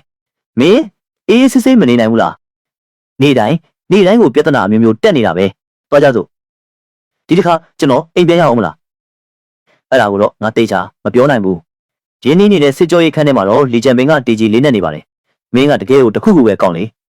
မင်းရဲ့ကျွမ်းကျင်မှုတွေကတကယ်ကိုတိုးတက်လာတာပဲတရားမဝင်လက်နက်တွေထုတ်လုပ်တာကမလုံလောက်သေးလို့အခုငွေတူးတွေပါစပြီးဖန်တီးနေပြီပေါ့ထောင်ထမင်းမစားရမချင်းမင်းကလက်လျှော့မှာမဟုတ်ဘူးလားကပ်တင်လီအဲ့ဒါလုံးဝမဟုတ်ရပါဘူးကျွန်တော်ကတကယ်ပဲပုံတပုံဆွဲလိုက်ရုံပါကြာပန်းစက်ကူတရွက်ကိုကောက်ကန်လိုက်တာပါဒါကစက်ကိုတကယ်ကြီးဖြတ်သွားလိမ့်မယ်လို့ဘယ်သူကထင်ပါလဲမင်းကမင်းကိုမင်းမှန်တယ်လို့ထင်နေတော့မလားမင်းဘာလုပ်ခဲ့လဲဆိုတာကြည့်အောင် string လွှင့်တာ3ရက်ပဲရှိသေးတယ်မင်းဒီကို3ခါရောက်နေပြီမဖြစ်ဘူးဒီနေ့မင်းပြန်မသွားသင့်ဘူးလို့ငါထင်တယ်ဒါမှမဟုတ်ရင်လည်းမနေ့ပြန်မင်းဒီကိုပြန်ရောက်လာအောင်ပါပဲအဲ့ဒါကငါတို့အတွက်အလုပ်ရှုပ်တတ်တာစေလိမ့်မယ်ရုပ်တရက်ကျွန်တော်တခုခုကိုသတိရသွားပြီးပြောလိုက်ပါတယ်ကပတင်လီအဲ့ဒီငွေစစ်ဆက်များပြက်နေတာဖြစ်နိုင်မလားကျွန်တော်ပြောလိုက်တာနဲ့တပြိုင်နက်လီဂျန်ဘင်ကပြန်ပြေးပါတယ်တခြားဆက်တွေနဲ့ငါတို့စမ်းသက်ပြီးသွားပြီအဲ့ဒါဆက်ရဲ့ပြဿနာလုံးဝမဟုတ်ဘူးဒါကိုကြတော့ကျွန်တော်စိတ်ပြက်လက်ပြက်နဲ့ခေါင်းငိုက်ဆိုင်ကျသွားပါတယ်ပုံဆွဲထားတာကဘယ်လိုလုပ်စမ်းသပ်မှုကိုဖျက်ကျော်သွားနိုင်တာလဲအမေရိကန်ငွေကြေးရဲ့ငွေတုကကွယ်ရေးနည်းပညာကတိတ်မကောင်းတာများလားလီဂျန်ဘင်ကဒေါသထွက်လုံးလို့ရေးတောင်းရေးချင်နေပါပြီနောက်ဆုံးတော့သူကကူကရမဲစွာနဲ့စာရွက်စာတမ်းတစ်ခုကိုဆွဲထုတ်လိုက်ပါတယ်ကောင်းပြီဒီအချက်လက်တွေအကုန်လုံးကိုဖြည့်လိုက်အုတ်ချုပ်ရေးစပွဲမှာမှတ်ပုံတင်လိုက် ဒါပေမဲ့ဘာလို့ငါတို့ဂယူးဆိုင်မှာမဟုတ်တော့ဘူးကျွန်တော်ကကြက်သွန်ပြူထောင်းတဲ့ကြည်ပွေးလိုမျိုးခေါင်းကိုအဆက်မပြတ်နှိပ်ပြလိုက်ပြီးစာရွက်စာတမ်းတွေဖြည့်ဖို့အပြည့်အဝပူပေါင်းပါဝင်ကအလင်းစလိုသဘောတူလိုက်ပါတယ်လုံထုံးလုံနည်းတွေအားလုံးပြီးစီးသွားတဲ့နောက်လေဂျန်ပင်ကစာရွက်စာတမ်းတွေကိုတင်စီလိုက်ပြီးသူ့လက်ကိုဝှေ့ရန်ပြလိုက်ပါတယ်ပကြီးကားကိုထားခဲ့လူသွားလို့ရပြီကျွန်တော်တိတ်တဆိတ်ပဲတက်ပြင်းချလိုက်ပါတယ်ပြီးခဲ့တဲ့3ရက်အတွင်းကကျွန်တော်ရဲ့လက်ရာတစ်ခုကိုမှကျွန်တော်တင်ထားခွင့်မရခဲ့ပါဘူးရုံးခန်းထဲမှာတော့လီဂျန်ပင်က USD ကိုကင်ထားရင်းပြုံးလိုက်ပါတယ်ဒီကောင်လေးလမ်းမမရောက်သွားသေးပြီးတော့သူ့အနာဂတ်မှာကြီးကျယ်တဲ့အရာတွေကိုတေချာပေါက်အောင်မြင်လိမ့်မယ်အတိအကျပဲပတ်စံကိုဆွဲနိုင်တဲ့သူမျိုးကျွန်တော်တခါမှမမြင်ဘူးပြီးတော့အဓိကအချက်ကအဲ့ဒါကဆက်ကိုတကယ်ကြီးဖြတ်သွားတာပဲကပတင်ဒီပတ်စံကိုကျွန်တော်တို့ဘလို့ကင်တွယ်ဖြည့်ရှင်းရမလဲလီဂျန်ပင်က USD ကိုစပွဲပေါ်တင်လိုက်ပါတယ်ဒါကိုဌာနချုပ်စီငါအစီရင်ခံထားပြီးပြီခဏနေရင်ငါအဲ့ဒါကိုယူသွားလိုက်မယ်သူတို့စကားပြောနေတော့မှပဲရဲရရှိတယောက်ရုတ်တရက်အပြေးဝင်လာပြီးပြောပါတယ်ကပတင်လီသူတေသနာအင်စတီကျူကလူတွေရောက်နေပြီဒါကိုကြားတော့လီဂျန်ပင်ကချက်ချင်းမတ်တက်ရက်လိုက်ပြီးသူ့အနောက်ကဘီယိုတွေကနေဖိုင်တစ်ခုကိုထုတ်ယူကအေကန်းစီကိုခြေလမ်းကျဲကြီးတွေနဲ့ရှောက်သွားလိုက်ပါတယ်အဲ့ဒီမှာထိုင်နေတဲ့တက်လက်ပိုင်းအရွယ်အမျိုးသားတယောက်ကိုသူတွေ့လိုက်ပါတယ်လီဂျန်ပင်ရောက်လာတာကိုမြင်တော့သူကမတ်တက်ရက်လိုက်ပြီးပြောပါတယ်ကပတင်လီဟုတ်ပါတယ်နော်ကျွန်တော်ကသူတေသနာအင်စတီကျူကရှင်းချင်းရမှာဒီအမှုကိစ္စကိုလာစစ်ဆေးတာဖြစ်တယ်လို့ကွယ်လွန်သွားတဲ့ကျွန်တော်လုပ်ဖော်ကင်ဘက်ရဲ့ရုပ်အလောင်းကိုလည်းလာယူတာပါငါတို့ရဲ့လက်ရှိစုံစမ်းစစ်ဆေးမှုတွေရဆိုရင်ဒီလူကမင်းတို့ရဲ့သူတေတီကိုပြစ်မှတ်ထားဖို့တခြားတယောက်စီကနေငွေကြေးပမာဏတစ်ခုရရှိခဲ့တယ်ငွေလွှဲပေးတဲ့သူကပြည်တွင်းကပဲဒါပေမဲ့ဒီလူမှာအထက်လူကြီးတယောက်ရှိပြီးအရန်ကိုတတိထားတတ်တယ်ငါတို့ရဲ့ခံမှန်းချက်အရဆိုရင်တော့အဲ့ဒါကနိုင်ငံခြားအင်အားစုတစ်ခုဖြစ်တဲ့နဲ့ဒီလူတွေကငါတို့လုံကူမှာရှိတဲ့လူတွေကိုတကယ်ကြီးထိခိုက်အောင်လုပ်ရရုံနဲ့မကဘူးလုံကူလူမျိုးတွေကိုပါအသုံးချပြီးလုပ်ခိုင်းသေးတယ်ဂုံအသေးအတွက်သူတို့နိုင်ငံကိုရောင်းစားဖို့ဆန္ဒရှိတဲ့သူတွေကတော့အမြဲတမ်းရှိနေတာပါပဲငါတို့မြင်သမျှတယောက်မကြံဖမ်းပြစ်မယ်ဒီတစ်ချိန်မင်းတို့ကိုဒုက္ခပေးမိတဲ့အတွက်တောင်းပန်ပါတယ်သူတို့စကားပြောနေရင်လည်းအပြင်ထွက်ဖို့ပြင်ဆင်လိုက်ကြပါတယ်ဒီချိန်မှာပဲရှင်ချင်းရန်ကအနီးနားကကြော်ညာစင်အောက်မှာကျနေတဲ့ကျိုးတစ်ချောင်းကိုရုတ်တရက်မြင်လိုက်ပါတယ်မသိစိတ်ရဲ့တွန်းအားကြောင့်သူစောင်းကြောင်ထိုင်ချလိုက်ပြီးအဲ့ဒါကိုကောက်ယူလိုက်ပါတယ်မကြသေးမီက Institute ဟာဖန်စီထိန်းချုပ်ရေးကီယာကိုသူတေသနာလုပ်နေတာကြောင့်သူမြင်သမျှကျိုးတိုင်းကိုအနီးကပ်လေ့လာကြည့်ခြင်းစိတ်ဖြစ်နေစေတာပါဒီကြီးကတာမန်ကိစ္စတော့မဟုတ်ပါဘူးတကယ်ကိုထူးခြားတဲ့အရာတစ်ခုကိုသူမြင်လိုက်ရတာပါဒီကျိုးရဲ့ရက်လုထားတဲ့အသွင်ပြင်ကအရန်ကိုထူးခြားပါတယ်အနည်းဆုံးတော့အဲ့ဒါကအရင်ကသူမြင်မှုခဲ့တဲ့ဘယ်ရာနဲ့မဆိုကွဲပြားနေပါတယ်ဒါနဲ့သူကလီဂျန်ပင်ဘက်ကိုလှည့်လိုက်ပါတယ်ကပတင်လီဒီကျိုးကိုဘယ်ကနေဝယ်လာတာလဲဒါကိုတရားခံတုံ့နှောင်မှုသုံးခဲ့တာပါပြီးတော့သူကမနေ့ကဖြစ်ရတဲ့ကိုအတူချုံပြန်ပြောပြလိုက်ပါတယ်ဒါကိုကြတော့ရှင်ချင်းရန်ကအတော်လေးအံ့ဩသွားပါတယ်ဒါဆိုမင်းပြောတာကအဲ့ဒီလူငယ်လေးကတရားခံကိုဖမ်းလိုက်တာပေါ့လီဂျန်ပင်ကခေါင်းညှိလိုက်ပြီးစကားလမ်းကြောင်းအတိုင်းစခန်းကိုကျွန်တော်3ခေါက်လာခဲ့ရတဲ့ဇက်လန်းကိုရှင်ချင်းရန်ကိုသူပြောပြလိုက်ပါတယ်ပြီးတော့သူကကြီးမားတဲ့စိုးရိမ်ပူပန်မှုနဲ့ပြောလိုက်ပါတယ်အဲ့ဒီကောင်လေးဆွေရွီကအရေးချင်းရှိတယ်ဒါပေမဲ့တခြားလူငယ်တွေကသူ့ရဲ့ပုံသက်တွေကိုလိုက်တူပမှာကိုငါတကယ်ကြောက်တယ်အဲ့ဒါဆိုရင်ပြဿနာပဲစိတ်အေးအေးထားပါအဲ့ဒီလိုလူမျိုးတွေကပါရမီရှင်တွေပါတခြားသူတွေကသူ့ကိုလိုက်တူပခြင်းရင်တော့အရင်ဆုံးသူတို့စီမှာကျွမ်းကျင်မှုတွေရှိထားဖို့လိုလိမ့်မယ်ငါဒီကျိုးကိုစစ်ဆေးဖို့ယူသွားလိုက်မယ်သူကမင်းကိုလာရှာရင်ငါ့ကိုတိုက်ရိုက်ဆက်သွယ်ခိုင်းလိုက်ပါတခြားတစ်ဖက်မှာတော့အိမ်ပြန်ရောက်ပြီးနောက်ကျွန်တော်အချိန်ကိုကြည့်လိုက်ပါတယ်ဆွေနေလွတ်မှုကအရန်နောက်ကျနေပါပြီဒါကြောင့်အလုံးယုံစီတိုက်ရိုက်သွားပြီး system စီကနေဝယ်ထားတဲ့ကျိုးကိုကျွန်တော်စတင်လေ့လာပါတော့တယ်ဒါပေမဲ့ system ကထောက်ပံ့ပေးထားတဲ့အခြေခံသဘောတရားတွေရှိနေရင်တော့မှအဲ့ဒါကိုကိုယ်တိုင်ပုံတူကူးချဖို့ကြိုးစားတာကကျွန်တော်ထင်တယ်လို့မရိုးရှင်းပါဘူးကျွန်တော်မှာအကျဉ်းစိုးတစ်ခုရှိတယ်ခက်ခဲတဲ့ပြဿနာတစ်ခုနဲ့ကြုံတွေ့ရတိုင်းကျွန်တော်အပြည့်အဝရင်းနှီးမြှုပ်နှံလိုက်တာပဲအောင်မြင်မဟုတ်ရင်လည်းကြိုးစားရင်းနဲ့ကိုလုံးဝဖျက်ဆီးပြလိုက်တာပဲဒါမှမဟုတ်ရင်ကျွန်တော်ရက်တန့်ဖို့ဆိုတာအရန်ခက်ခဲတယ်နောက်လာမယ့်အချိန်ကာလတစ်ခုအထိစားဖို့တောက်ဖို့အိတ်ဖို့တောင်မေးလို့နေပါကျိုးနဲ့ပတ်သက်ပြီးကျွန်တော်အလုပ်လုပ်ခဲ့ပါတယ်နောက်ဆုံးတော့ဖော်မြူလာပြုပြင်မွမ်းမံမှုဒါဇင်နဲ့ချီလုပ်ပြီးတဲ့နောက်အခက်ခဲဆုံးဖြစ်တဲ့ပစ္စည်းပိုင်းကိုကျွန်တော်ဖြည့်ရှင်းနိုင်ခဲ့ပါတယ်ပြီးတော့လိန်တာရက်တာအပေါ်ရန်လွာအုပ်တာနဲ့တခြားရှုပ်ထွေးတဲ့အဆင့်တော်တော်များများကိုကျွန်တော်ဆက်လုပ်ခဲ့ပါတယ်နောက်ဆုံးတော့ system စီကနေလဲလှယ်ထားတဲ့ကျိုးနဲ့တပုံစံနဲ့တူနေတဲ့ကျွန်တော်လက်ထဲကကျိုးကိုကြည့်ရင်ကျွန်တော်ခန္ဓာကိုယ်ကချွေးပေါက်တိုင်းတက်တောင်တက်တာနဲ့ပွင့်သွားတယ်လို့ခံစားလိုက်ရပါတယ်ကျွန်တော်တန်းဝေလိုက်ပြီးဆိုဖာပေါ်အယုတ်ကျိုးပြတ်ကျသွားကနေရောညပါနှစ်ချိုက်အိပ်ပျော်သွားခဲ့ပါတယ်နိုးလာပြီးနောက်အချိန်အတန်ကြာမှပထမဆုံးချိန်ဖြစ်ကျွန်တော်ဖုန်းကိုဖွင့်ပြီးကျွန်တော်အကောင့်ထဲဝင်လိုက်ပါတယ်ကျွန်တော်ရဲ့ private message တွေကိုကြည့်ပြီးကျွန်တော်လုံးဝစွန့်သွားခဲ့ပါတယ်အားလုံးကကျွန်တော်အထက်မှာကိုဂယုစိုက်ဖို့ပြောနေကြတာပါတချို့ကသတင်းကောင်းစဉ်တစ်ခုကိုတောင်ကျွန်တော်စီမျှဝေထားကြပါတယ်အကျဉ်းခိုင်ဆုံးလက်မှုပညာဘလော့ဂါတယောက် live stream မှာ USD ကိုအောင်မြင်စွာဖန်တီးလိုက်ပြီးငွေအောင်လက်ကောက်များကိုဝမ်းမြောက်ဝမ်းသာလက်ခံရယူသွားကျွန်တော်အကူအညီမဲစွာနဲ့ခေါင်းခါလိုက်ပြီး live stream တစ်ခုကိုစလွှင့်လိုက်ပါတယ်ကြည့်ရှုသူအရေးအတွက်ကလျင်မြန်စွာမြင့်တက်လာပါတယ်ချစ်စမ်းပါ stream မှာမင်းအပြင်ကိုမြင်မြန်ထွက်လာနိုင်တာပဲမ မင်းအထက်မှာအနည်းဆုံး3နှစ်ကနေ9နှစ်လောက်တော့ထိုင်နေရမယ်လို့ငါထင်ထားတာရဲကိုကြီးငါတို့ကိုအမှန်တိုင်းပြောစမ်းပါဒီမတိုင်ခင်ကမင်းဘာလုပ်ခဲ့တာလဲစထရီမာငါအခုအမေရိကန်မှာရောက်နေတယ်မင်း USC တချို့ဆွဲပြီးငါစီစာတိုက်ကနေပို့ပေးရင်ဘယ်လိုလဲငါတို့အတူတူစီးပွားရေးလုပ်ကြရအောင်ကျွန်တော်ပြုံးပြီးချက်ကိုကြည့်လိုက်ပါတယ်ညီကိုတို့ကိုအရင်ရှင်းပြပါရစေကျွန်တော်အထဲမရောက်သွားပါဘူးဦးလေးကြီးတွေစီမှာမှတ်တမ်းတစ်ခုသွားလုပ်ခဲ့ရုံပါပြီးခဲ့တဲ့ရက်ပိုင်းကပစ္စည်းအသစ်တချို့လုံနေလို့မအားတာနဲ့ string လွှင့်ဖို့အချိန်မရခဲ့တာပါပြီးတော့ကျွန်တော်ကဖြောင်းမှတ်မှန်ကန်တဲ့သူပါတရားမဝင်တာတွေမလုပ်ပါဘူးအားလုံး state အားထက်သန်စွာစကားပြောနေကြတော့မျက်နှာပြင်ပေါ်မှာ rocket တစ်ခုရုတ်တရက်ပေါ်လာပါတယ်ကျွန်တော်မျက်လုံးတွေအယောင်လက်သွားတယ်ကျေးဇူးတင်ပါတယ်တထေးကြီးခိုင်းစရာရှိရင်သာပြောလိုက်ပါဒီညီလေးလုံနိုင်သမျှလုံးဝညင်းမှာမဟုတ်ပါဘူး streamer ငါက drone ဝါသနာရှင်တယောက်ပါမင်း drone တစ်စင်းလောက်ဖန်တီးပေးနိုင်မလားအလုပ်လုပ်ရင်နောက်ထပ် rocket တစ်ခုထပ်ပို့ပေးမယ်ဒါအမြင်တော့ကျွန်တော်မျက်လုံးတွေပိုတောင်အယောင်လက်သွားသေးတယ်ဒါကတထေးကြီးတင်မဟုတ်ဘူးဒနရှင်နတ်မင်းကြီးပဲဒနရှင်နတ်မင်းကြီးအဲ့လေတထေးကြီးဘာလို့လိုချင်တာလဲပြောပါဗျာလက်တဇန်တွေကမင်းကိုလက်မှုပညာဘရင်လို့ခေါ်ကြတာတွေးလိုက်တယ်ဘလို့လုပ်မလဲဆိုတာမင်းမဲဆုံးဖြတ်ပါပြန်တန်းနိုင်တဲ့အရာတစ်ခုခုလုပ်ပေးနိုင်ရင်ငါလက်ခံတယ်ကောင်းပါပြီကောင်းပါပြီကောင်းပါပြီကောင်းပါပြီစိတ်ချပါတထေးကြီးအရင်က drone တွေအကြောင်းသူတည်တနာလုပ်ဖူးပါတယ်100လွယ်ပြီး300လွယ်တဲ့တေးသေးချစ်ချစ်လေးတစ်ခုဖန်တီးပေးပါမယ်ဒီလိုပြောပြီးဖုန်းကိုချကအလုံးယုံစီပြေးသွားလိုက်ပါတယ်ပုံစံထုတ်ထားတဲ့အန်ဆွဲကိုဖွင့်ပြီးဇီဝပုံတူ drone ပုံစံကျန်းတစ်ခုကိုထုတ်ယူလိုက်ပါတယ်ဒီအရာက system နဲ့စတင်ချိတ်ဆက်တုန်းကရခဲ့တဲ့လက်ဆောင်ထုတ်ထဲကပါရှင်းရှင်းပြောရရင်ငှက်ပုံစံပြန်တန်းနိုင်တဲ့ဆက်တစ်ခုပေါ့အဲ့ဒီတော့ကတော့ပြင်းစရာကောင်းတဲ့ထင်လို့အနီအောက်ရောင်ကြီးမော်ဂျူးတစ်ခုကိုပဲလုပ်ခဲ့ပြီး drone မှာလှုပ်ဆောင်ချက်တချို့ထည့်ဖို့စဉ်းစားခဲ့ပါတယ်ဒါပေမဲ့နောက်ပိုင်းတခြားအလုပ်တွေနဲ့အလုပ်များသွားတာနဲ့ infrared module ကပြီးသွားပေမဲ့ဇီဝပုံတူ drone ကိုတော့လက်နဲ့ဖန်တီးဖို့အချိန်မရခဲ့ဘူးဒီနေ့ကစမ်းကြည့်ဖို့အကောင်းဆုံးအချိန်ပါပဲစိတ်လှုပ်ရှားစွာနဲ့ပုံချမ်းကိုယူပြီးဖုံခါလိုက်တယ်ပြီးတော့ပုံချမ်းကိုကင်မရာရှေ့ထောင်ပြပြီးပြောလိုက်ပါတယ်ညီကိုတို့ဒီနေ့ဇီဝပုံတူ drone တစ်စင်းဖန်တီးကြမယ်ဒီ drone ရဲ့အပြင်ပန်းကငှက်တစ်ကောင်နဲ့တူပေမဲ့အတွင်းမှာတော့ drone တစ်စင်းရဲ့မရှိမဖြစ်လှုပ်ဆောင်ချက်တွေအားလုံးပါဝင်တယ်ပြီးတော့ပြင်းစရာမကောင်းအောင်နည်းနည်းအဆင့်မြင့်ထားသေးတယ်ကင်းထောက်တာတိုက်ခိုက်တာနဲ့ပူအောင်ဖြောက်တဲ့လှုပ်ဆောင်ချက်တွေထည့်ထားတယ်ကိုယ်ရဲ့ရွယ်စားက20 cm လောက်ရှိပြီးတစ်တောက်ငှက်နဲ့တူတယ်ဒီလိုငှက်မျိုးကအတွေ့အများတော့ပိုပြီးဖုံးကွယ်ရလွယ်တာပေါ့ပြီးတော့အတန်လုံးဝမထွက်ဘူးတကယ်မိုက်တယ် live stream ထဲမှာကျွန်တော်ပြလိုက်တဲ့ပုံချမ်းကိုမြင်တော့အားလုံးကရီမောပြီးစာပေရိုက်ကြပါတယ် streamer မင်းကြွားနေရတော့မဟုတ်ပါဘူးနော် drone အကြောင်းပြောနေတာသိကြလားပြီးတော့မင်းရဲ့ဒီပုံဆွဲတာကဘာကျွမ်းကျင်မှုမှရှိဖို့မပေါ်ဘူး rocket တထေးကြီးကလည်းကျွန်တော်လက်ထဲကပုံချမ်းကိုကြည့်ပြီးမျက်မှောင်နဲ့ငယ်ကျုပ်သွားပါတယ်ပုံဆွဲတာကတကယ်ကိုနည်းနည်းစီးကမ်းမဲ့နေတာပါအပြင်ပန်းကတော့ဟုတ်တယ်လို့ရှိပေမဲ့အတွင်းပိုင်းတိဆောက်ပုံတွေကလုံးဝမပါဘူးလေသူ drone နေနဲ့ကစားလာတဲ့နှစ်တွေတခြားအတွေ့အကြုံရဆိုရင်ဒီ streamer က string အချိန်တက်အောင်ဟန်ပြတက်တက်လုပ်နေတာလို့ကောက်ချက်ချလိုက်ပါတယ်ဘာဖြစ်လို့လဲဆိုတော့သူသားတကယ်ရမ်းမိုက်နေရင် streamer ဖြစ်နေမှာမဟုတ်ဘူးလေနိုင်ငံတော်အတွက်အလုပ်ကျွေးပြုဖို့သူတေသနာ institute ကိုဓာတ်ရိုက်ရောက်သွားမှာပေါ့ဒါနဲ့သူကစဉ်းစားပြီး message တစ်စောင်ပို့လိုက်ပါတယ်ကိစ္စမရှိပါဘူး streamer မင်းပြန်တန်းနိုင်တဲ့ drone တစ်စင်းလုပ်ပေးနိုင်ရင်ငါလက်ခံတယ်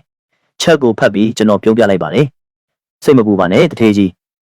ပတ်စံယူထားပြီးမှတော့လုံးဝစိတ်ပြက်အောင်လုပ်မှာမဟုတ်ပါဘူးအဲ့ဒီလိုပြောပြီးတင်းငယ်တဲ့စက်ကရိယာလေးကိုထုတ်ယူကတရားဝင်စတင်အလုပ်လုပ်ပါတော့တယ်မကြခင်မှာပဲကိုတဲ့အစိပ်ပိုင်းတွေအစင်းသင်းဖြစ်သွားပါတယ်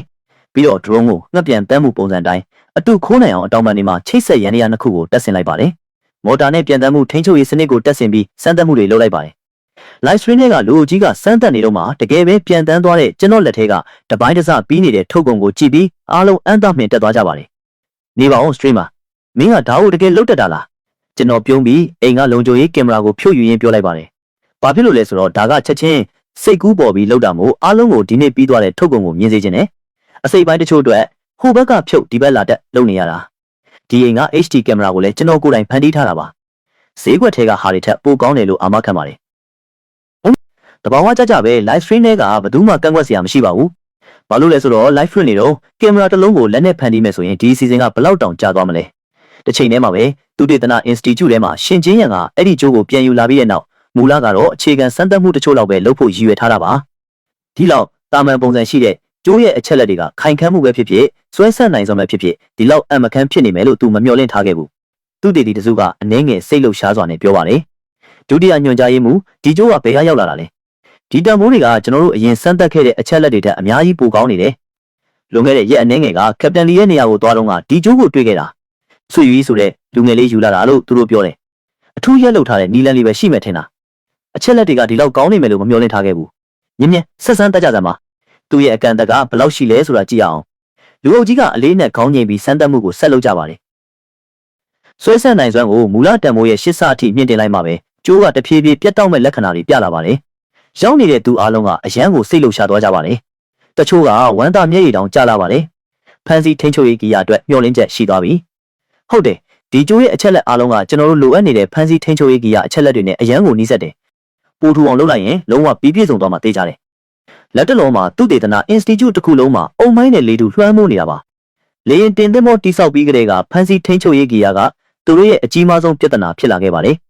်အမေရိကန်ကနည်းပညာပိတ်ဆို့ထားပြီးအချိန်ကြာကြီးစ조사ပြီးတာတောင်တော့ချက်ကိုမတွေ့ခဲ့ကြဘူးမူလကဒီနည်းပညာကိုတာဝန်ယူထားတဲ့သူတေတီကတိုးတက်မှုလေးရလာပေမဲ့အချောတက်မလုပ်နိုင်ခင်မှာပဲလှုပ်ကြံခံလိုက်ရတယ် Institute တစ်ခုလုံးကစိတ်ပြက်လက်ပြက်နဲ့အသက်ရှူအောင်ထားခဲ့ရတာပါစိတ်လှုပ်ရှားပြီးနောက်အားလုံးကရှင်ချင်းရံကိုကြည့်ကြပါတယ်ညွှန်ကြားရေးမှူးကက်ပတင်လီစီမှာအဲ့ဒီဆွေယူရဲ့ဆက်သွယ်ရန်အချက်လက်ရှိမရှိမေးကြည့်လို့ရမလားသူဘယ်ကဝယ်တာလဲဆိုတာမေးကြည့်ပါရှင်ချင်းရံကခေါင်းညိတ်ပြီးလီချန်ပင်းစီဖုန်းဆက်ဖို့ပြင်လိုက်ပါတယ်ဒါပေမဲ့ဖုန်းထုတ်လိုက်တဲ့အချိန်မှာပဲသူရုတ်တရက်တစ်ခုခုကိုတတိယသွားတယ် live streaming app တစ်ခုကို download ဆွဲပြီးဆွေးပြီးဆိုတဲ့စကားလုံးကိုရိုက်ထည့်လိုက်ပါတယ်ထင်းတဲ့အတိုင်းပဲသူ့ကိုတွေ့လိုက်ရပြီးသူကအခု live လွှင့်နေတာပါဒီချိန် live stream မှာကျွန်တော် drone ကပြီးလူနေပါဖြစ်နေပါပြီအလားပါအတွက်အိမ်ကြီးချင်းရဲ့ကြက်ချံကိုအပြေးသွားပြီးကြက်မစီကအမွေးတချို့ငှားကကိုတင်မှာကပ်ပြီးအစိမ်းရောင်ဆေးဆိုးလိုက်ပါတယ်ညီကိုတို့အခုလောလောဆယ်ဖန်တီးထားတဲ့အမွေးတွေမရနိုင်လို့ကြက်မွေးနဲ့ပဲဖြစ်တယ်လို့လုပ်လိုက်ရအောင်ဆွေးနေကကြီးရှုသူတွေမျက်မှောင်ကျုပ်သွားကြပါတယ်ဆွေးမှာမျက်စိဆွေးပြီးကြည့်ရင်မင်းရဲ့ဒီစီဝါပုံတူ drone ကတူတလို့လို့ရှိပေမဲ့တေချာကြည့်ရင်တကယ်ကိုမျက်စိနောက်စရာပဲဟုတ်တယ်ဒီအပြင်ပန်းပုံစံကရန်သူကိုရည်တည်အောင်လုပ်ဖို့ရည်ရွယ်ထားတာလားမင်းလက်မှုပညာဘရင်ကြီးကဒီကြက်မွေးတွေကိုကတ်နေတာဘာတွေရှောက်လုပ်နေတာလဲချက်သေးကလှောင်ပြောင်တဲ့မှတ်ချက်တွေကိုဖတ်ပြီးကျွန်တော်ကဂယူးမဆိုင်တယ်လို့ရေးလိုက်ပါတယ်ညီကိုတို့မလောပါနဲ့အချိန်မရလို့ပါ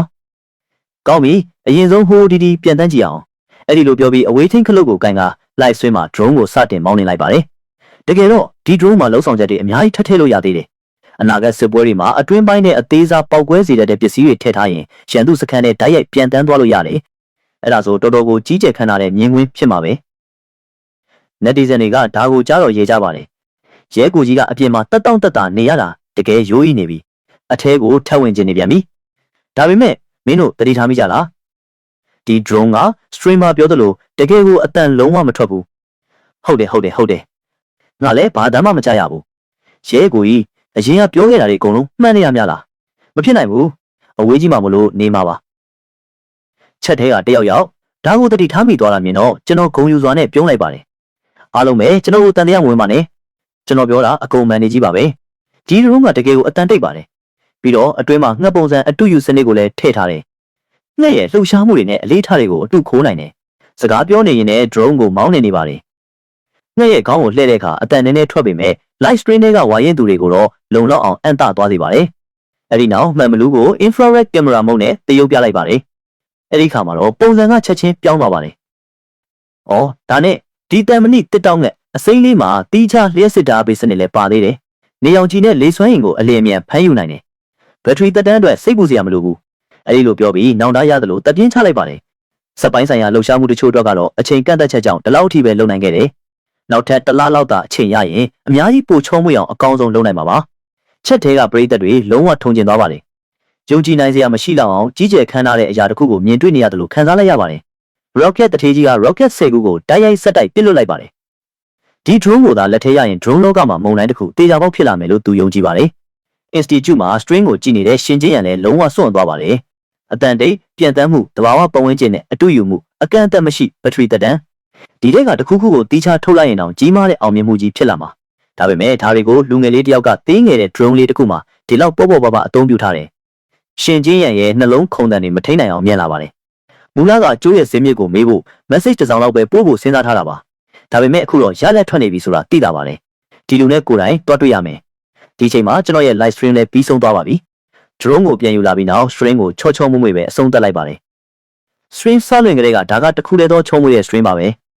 ဒီနေ့ stream ကဗီဒီယိုကိုပျော်ရွှင်စွာတီးဖြတ်ပြီးတင်လိုက်ပါတယ်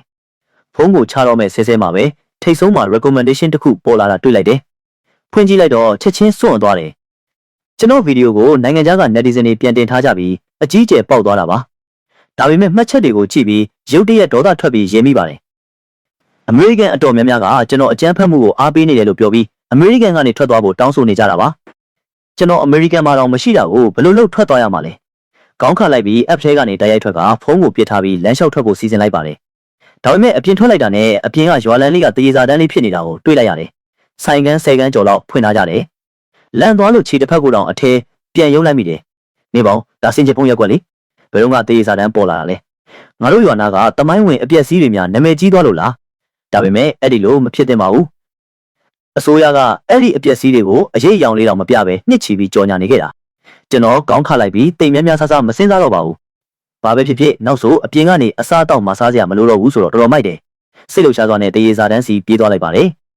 တထေးကြံပင်ကိုတစ်ခုပေးကျဲဥနှလုံးဝက်ဥချောင်းအသားပြားနဲ့အဆက်ကြော်တစ်ထုပ်ထည့်ပြီးတထေးကအချိန်ချင်းခေါင်းညိပြီးစလုပ်ပါတယ်ဒါပေမဲ့ဒီခရီးပန်ကိတ်ကိုညံ့ညံ့ဖြင်းဖြင်းနဲ့စီးကမ်းမဲ့စွာလုံးယုံနေမကဘူးတထေးကကျွန်တော်ကိုအကဲခတ်နေလို့ကျွန်တော်ရှုပ်ထွေးသွားတယ်ရုတ်တရက်ဒီလူကိုရင်းနှီးတယ်လို့ခံစားလိုက်ရတယ်တထေးခမ ्या ကိုအရင်ကမြင်မှုသလားဟင်ကျွန်တော်မျက်နှာကလူတိုင်းနဲ့တူနေတာမင်းပတ်ဝန်းကျင်ကလူတယောက်ယောက်နဲ့တူလို့ရင်းနှီးတယ်လို့ထင်တာနေမှာပါကျွန်တော်စက်မစင်းစားတော့ပါဘူးရှုပ်ပွားနေတဲ့ခရစ်ကိုကင်ပြီးအိမ်ပြန်လမ်းမှာစာရင်လျှောက်လာခဲ့ပါတယ်ကျွန်တော်ထွက်သွားတာကိုမြင်တော့ခရစ်တထေးကတပ်ပြင်းတစ်ချက်ချလိုက်ပါတယ်သူကရဲစခန်းကိုအခုမှရောက်လာတဲ့အလုပ်တင်ရဲရရှိပါလွန်ခဲ့တဲ့ရက်အနည်းငယ်ကသူတို့ရဲ့ကပတိန်လီချန်ပင်ကအစီအစဉ်တစ်ခုဆွဲခဲ့ပါတယ်ဒီကောင်လေးကိုစောင့်ကြည့်ဖို့အတွက်စင်ချေပုံးရက်ကွက်မှာစိုင်းနေဖွင့်ခိုင်းခဲ့တာပါတန်တရားရှိသူတွေဒါမှမဟုတ်ပြဿနာဖြစ်မဲ့အရေးအယောင်တွေတွေ့ရင်အထက်လူကြီးတွေကိုအစီရင်ခံဖို့ပါသူတို့အလုပ်လုပ်တာကောင်းရင်အမြဲတမ်းရဲရရှိတွေဖြစ်လာနိုင်ပါတယ်ဒီတစ်ခါသူတယောက်တည်းဒီမှာရှိနေတာမဟုတ်ပါဘူးစခန်းကတန်ရှင်းရေးအတော်ကြီးနဲ့လုံခြုံရေးအဆောင်ပြီးတော့ဘေးနာစခန်းကအလုပ်တင်ရဲရရှိတွေအားလုံးကိုတရေစာဆိုင်ပိုင်ရှင်တွေအဖြစ်တရုတ်ဆောင်ဖို့ဒီကိုပြောင်းရွှေ့ထားတာပါအင်အားအားလုံးကိုအသုံးချထားတယ်လို့ပြောလို့ရပါတယ်တစ်ချိန်တည်းမှာပဲအရှိလေပိုင်းကစစ်မြေပြင်တစ်ခုမှာတက်မှုအခုကညှင်းညူနေရမယ့်အချိန်မဟုတ်ဘူးလက်နက်ပြဿနာကိုမြ мян ဖြေရှင်းဖို့နီးလန်းရှာရမယ်မဟုတ်ရင်ကျွန်တော်တို့လက်နက်ချဖို့အတင်းအကျပ်ခိုင်းစေခံရလိမ့်မယ်တက်မှုဟာဆန်ကဒေါသထွက်နေပါလေဒီအချိန်မှာလူငယ်တပ်ဖွဲ့ဝင်တယောက်အလင်းစလိုပြေးဝင်လာပါတယ်တက်မှုလက်နက်ပြဿနာကိုဖြေရှင်းဖို့နီးလန်းတွေ့ပြီဒါကိုကြတော့တက်မှုဟာဆန်နဲ့ဒူးဘိုကာရင်တို့ရဲ့မျက်လုံးတွေအယောင်လက်သွားပါတယ်စိတ်လှုပ်ရှားစွာနဲ့မေးလိုက်ကြတယ်ဘာနီးလန်းလဲလူငယ်လေးကသူတို့ကိုဖုန်းလမ်းပေးပြီးဗီဒီယိုတစ်ခုကိုနှိပ်ပြလိုက်ပါတယ်ဒီလုံးကူလူမျိုးကလက်နက်ဘယ်လိုလုပ်ရမလဲဆိုတာကျွန်တော်တို့ကိုသင်ပေးနေတယ်ထုတ်လုပ်တဲ့နီးလန်းကအရန်ရိုးရှင်းပြီးကျွန်တော်တို့ကိုယ်တိုင်ထုတ်လုပ်နိုင်တယ်လုပ်ငန်းစဉ်ကအရန်အသေးစိတ်ကြပြီးအဆင့်တွေကရိုးရှင်းတယ်ပစ္စည်းတွေကိုပြောင်းပြီးတကယ်ကြည်စံတွေကိုအစားထိုးလိုက်ရုံနဲ့စစ်မြေပြင်မှာအသုံးပြုနိုင်ပြီစက်ကူကနေတံမဏိအဖြစ်ကော်ကနေဂဟေစော်တာအဖြစ်ပြောင်းလိုက်ရုံပဲအရန်လွဲတယ်ဒီအဖွဲရဲ့အကောင့်ထဲပေါ်တဲ့အမြန်နှုန်းကဒီလောက်အထင်ကြီးစရာကောင်းလိမ့်မယ်လို့ဘယ်သူကထင်မှာလဲနှစ်ရက်တောင်မကြာခင်မှာရိုးရှင်းတဲ့ဂက်တလင်းတနက်ဒါဇင်နဲ့ချီပြီးထုတ်လုပ်နိုင်ခဲ့တယ်သူတို့ကိုယ်တိုင်လုပ်ထားတဲ့အခြေခံတနက်တွေထက်အများကြီးပိုပြီးထိရောက်မှုရှိပါတယ်ကျွန်တော်ဗီဒီယိုအနေငယ်ကြောင့်အရှိလေပိုင်းကအခြေအနေကတိတ်တဆိတ်ပြောင်းလဲနေတယ်ဆိုတာကိုကျွန်တော်လုံးဝမသိခဲ့ပါဘူး system စီကအသစ်ဆန်းတွေကိုသူတည်တနာလောက်ရတာနဲ့ပဲကျွန်တော်အလုပ်များနေခဲ့ပါတယ်ပြီးခဲ့တဲ့ရက်အနည်းငယ်က string လွှင့်တာကနေတဆင့်ကျွန်တော်ရဲ့လက်မှုပညာစွမ်းရည်ကထပ်ပြီးအဆင့်တက်သွားပြီးပစ္စည်းအသစ်တွေပိုပြီးဖွင့်နိုင်ခဲ့ပါတယ်ဒါပေမဲ့အဲ့ဒါတွေအားလုံးကနီးပညာပုံချမ်းတွေတတ်ပါပုံချမ်းကနေပြီးပြည့်စုံတဲ့ထုတ်ကုန်ကိုအောင်မြင်စွာဖန်တီးနိုင်ပြီးလက်မှုပညာအဆင့်ကိုဇက်တိုက်မြင့်တင်နိုင်တဲ့ system ရဲ့နီးပညာဆိုင်ရာစုလက်တွေကပုံမများပြားလာပြီးကြီးမားတဲ့စုကြီးတွေကိုကြာပန်းချပေးမှာပါအရင်ကအလွန်ခိုင်ခန့်တဲ့ကြိုးချမ်းကြီးလိုမျိုးပေါ့ကျွန်တော်ဟိုတီတီကြည့်လိုက်ပြီးအကောင်ကြီးကြီးတစ်ခုဖြစ်တဲ့ထန့်ကိုမျက်စိကျသွားပါတယ်ရိုးရိုးသားသားပြောရရင်ကျွန်တော်ကအမြဲတမ်းပစ္စည်းသေးသေးလေးတွေပဲဖန်တီးနေခဲ့တာပါအခုဒီလောက်ကြီးမားတဲ့အရာကိုဖွင့်နိုင်လိုက်တော့ကျွန်တော်နှလုံးသားတွေရားရံလာပါတယ်ညီကိုတို့ကိုမနေ့ပြန်အံ့အားသင့်စရာအကြီးကြီးပေးဖို့ပစ္စည်းတွေပြင်ဆင်ရင်တညလုံးမအိပ်ပဲနေခဲ့ပါတယ်နောက်နေ့မှာတော့ပုံမှန်တိုင်း stream စလွှင့်လိုက်ပါတယ်စကားတော့မပြောရသေးခင်မှာပဲချက်ထဲက netizen တွေကဆန္ဒတွေတောင်းကြပါတော့တယ်ရဲကိုကြီးငကားကိုးကောင်ခေါင်းတလားတစ်ခုဖန်တီးပေးနိုင်မလား spaceship 9 စင်တစ်ပေးမယ်ရဲကိုကြီးတားရဲကောင်းတစ်ခုလုပ်ပေးပါရှက်တတ်မှုမလိုအောင်တစ်ပေးမယ်ငါစက်ရုပ်တရုပ်လိုချင်တယ် live stream ကစူညံနေပြီးမှတ်ချက်တွေကပြန်တန်းနေပါတယ်